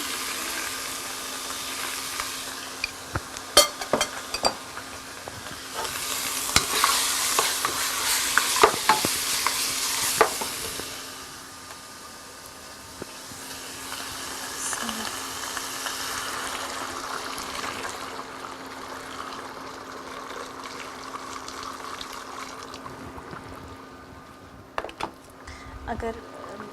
باشترە یانی ئاوەکە کوڵا بێ، ئاوی کوڵاو کاتێک ئەکێتە ناو هەر جۆرە گۆشتێک گۆشتەکە جێڕ ناکاتەوە.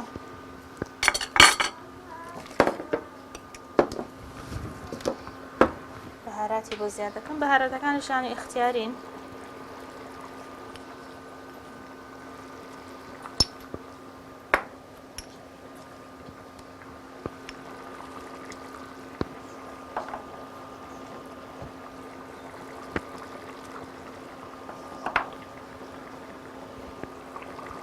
مەرجنیەوەی من زیادم کرد تۆش پێت خۆش بێ زیادیکەی.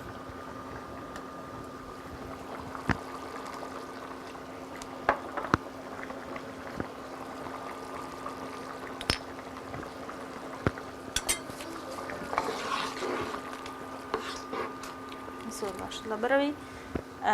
لەسکەنۆکی تایە هەندێک زووتر ئاوەکەی خەستە بێتەوە، هەندێک زیاتریش پێویستی بە کوڵان هەیە. چاوەڕێەکەی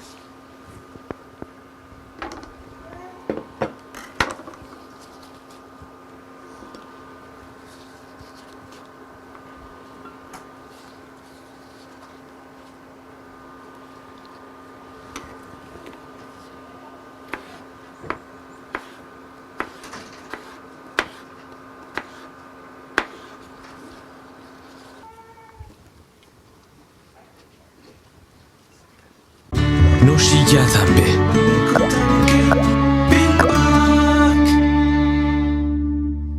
بەڵێ بەڕێزان تاو کاتەی شلەکەمان ئامادە ئەبێ ئەسایی برنجێکی سادەش لێنێ. برنجەکەمان برنجی بیلباکە، سپۆنسەری بەرنامەکەمانە. برنجی بیلباکێکە لە یەکێکە لە باشترین جۆرەکانی برنج. ئەمڕۆ تاقیەکەینەوە.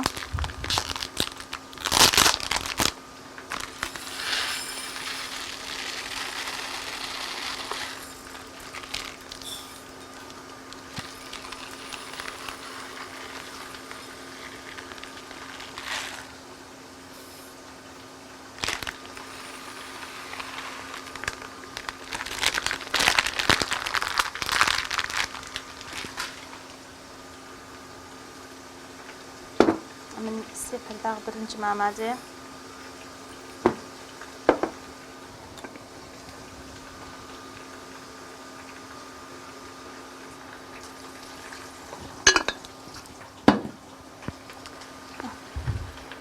بەڵێ ئێستا کەمێک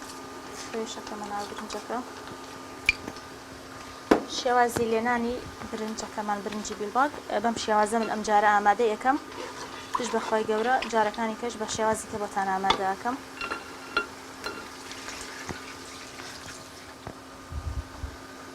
بسم الله.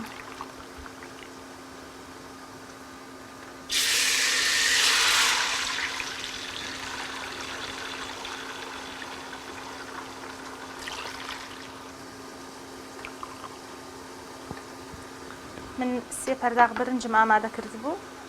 سێ پەرداخونی و ئاو بەکارەهێنم چاوەڕێکم هەتا ئاوەکەم مێتە کۆڵ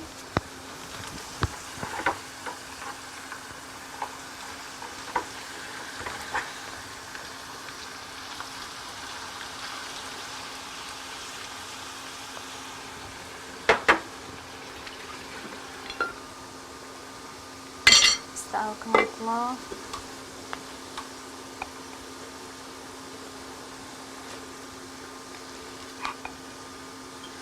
زۆر بە سادەی ئامادەم کرد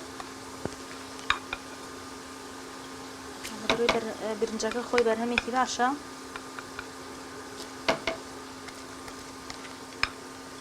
کەسانشی کە برنج بە قوڵی ناخۆن ئەتوانن بە قوڵاو ئامادەیکەن ئینشاءڵڵا بەرنامەکانی داهاتوو گەر خۆی گەورە دەفەتیە بۆ شێوات بە قوڵاویش ئامادە ئەەکەین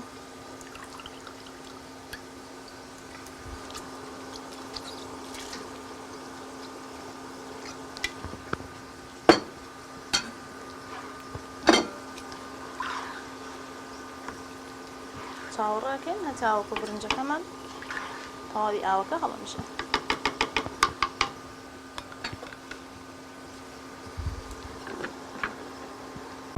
نوشی گیانتان بێ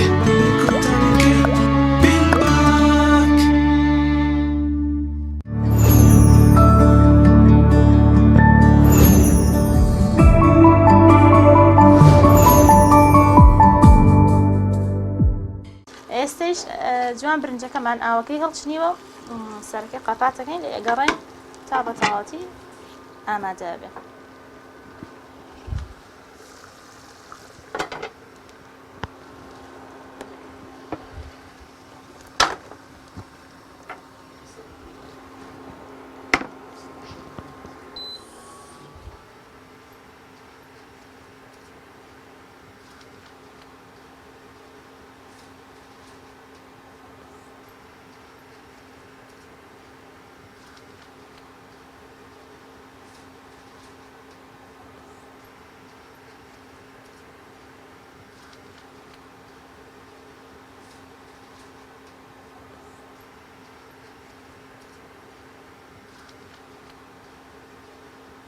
نوشی گیانتان بێ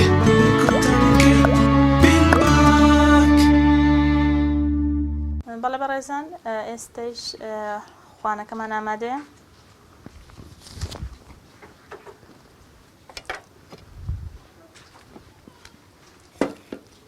بسم الله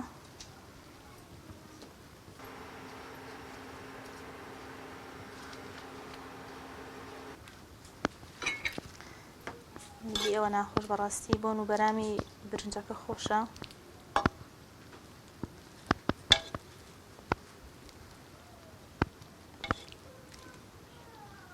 زۆر جوانیش دەرچووە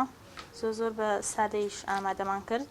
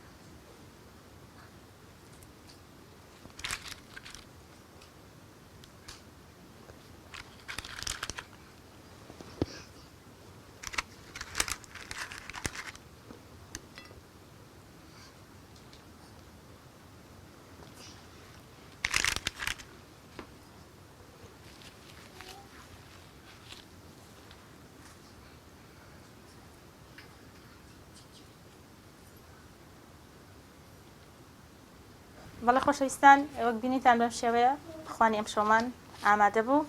برنجەکەمان بە شێوەیەکی سادە ئامادە کردووە کە یەکێکە لە بەرهەمەکانی بیلباگ سپۆنسەری بەرنامەکەشمانە. سوپاس بۆ بیلباگ لەگەڵ ئامادەکردنی خوڕشتی قیمە. هیوادارم ئێوەش سوودان لێبینی بێ بتوانن دروستی بکەنەوە و پێشکەشی خانەوادە و خێزانتانی بکەن. سوپاسی خۆی گەورەکەم کە ئەم شەوش دەرفەتی پێم لە خزمەتیەوە بم. تاڵقەیەکی تر بە خۆی گەورەتان ئەسپێرم. خواتان لەگەڵ ماڵتان ئاوە.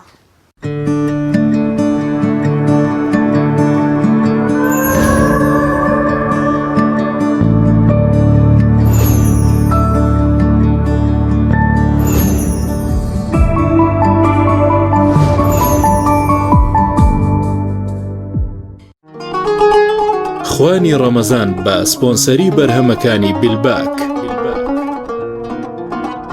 نوشی گیاتان بێ.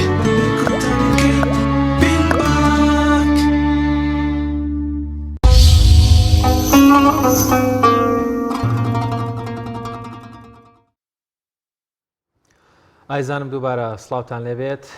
دەگەینە بڕگەی تیر و پشک بۆ وەڵامە ڕاستەکانی پرسیارەکانی ئەم شەومان. دیارە ئەم شەو پەیوەندی زۆرمان وەرگرت بەڵام وەڵامەکان 5 لەو بەشداربووانە وەڵامەکەیان زانی. ئەگەر پرسیاری یەکەمان ئەوە بوو کە ناوی ئەو سوورەتە چییە کە پێی دەوترێت سوورەتی پێغەمبەر. وەڵامەکەی سوورەتی تەحریم بوو. تەنها خاتو لێلا حەکیم وەڵامەکەی زانی وانی دیکەیان وەڵامەکەی غەڵەت بوو. پرسیاری دووەمانەوەیە ناوی ئەو سوورەتە چییە کە ئەگەر بیخوێنیت شەفاعەتت بۆ دەکات بە دڵنیاییەوە سوورەتی سەبارەکە کە 4 کەس وەڵامی ڕاستیان بەدەستێنا وە تیر و پشک بۆ 5 ئازیزەکەین کە پەیوەندیان پێوە کردوین. شوانی ژەن من بیخێنەوە بزانە کێ دەرچووە. باش بوو شانسیشی خاتو لەیلا حەکیم لە کەرکووک. خاتو لێلا پیرۆست بێت. سەرکەوتوبی ئینشاءالله سپاس بۆەوەی کە دەزانم دەمێکە پەیوەندیمان پێوە دەکەی لەوەی مشتاقی ناوت لە تیر و پشکا دەرچێت. وەڵامەکانت هەمووی ڕاست بوون. هەموو جارەکە پەیوەندیت کردووە. پیرۆست بێت بۆ هیوایی کە لە کۆتایی مانگی پیرۆزی ڕەمەزانیشدا یەکێک بی لەوانەیە کە لە تیر و پشکی کۆداییدا ناوت دەردەچێت. ئەو ژمارە تەلەفۆنی کە لەسەر شاشەیە ئێستا سبێنە پەیوەندی پێوە بکە پێ بڵێ کە من ناویستیانی جارێکی دیکە زانیاری تایبەتەکانی خۆت بدە بۆ ژمارەیە بۆی کە لا تیر و پشکی کۆتاییدا جارێکی دیکە بەشدار بیت. بەڵێ ئایزان زۆر سپاس تام کاتە بینەرمان بوون لەگەڵمانمانەوە. سپاس بۆ هاوکارانمان بە هاوکاری هاوکارم جەلال محەممەد بڕگە و پرۆگرامی ئەم شەوی مهری ڕەمەزانیشمان پێشکەشکردن تاوەکو پرۆگرامێکی تر بەخواتان ئەسپێرین تاعات و عیبادەتان قبول لە ئارامیا بن. خواتان لەگەڵ. خواتان لەگەڵ.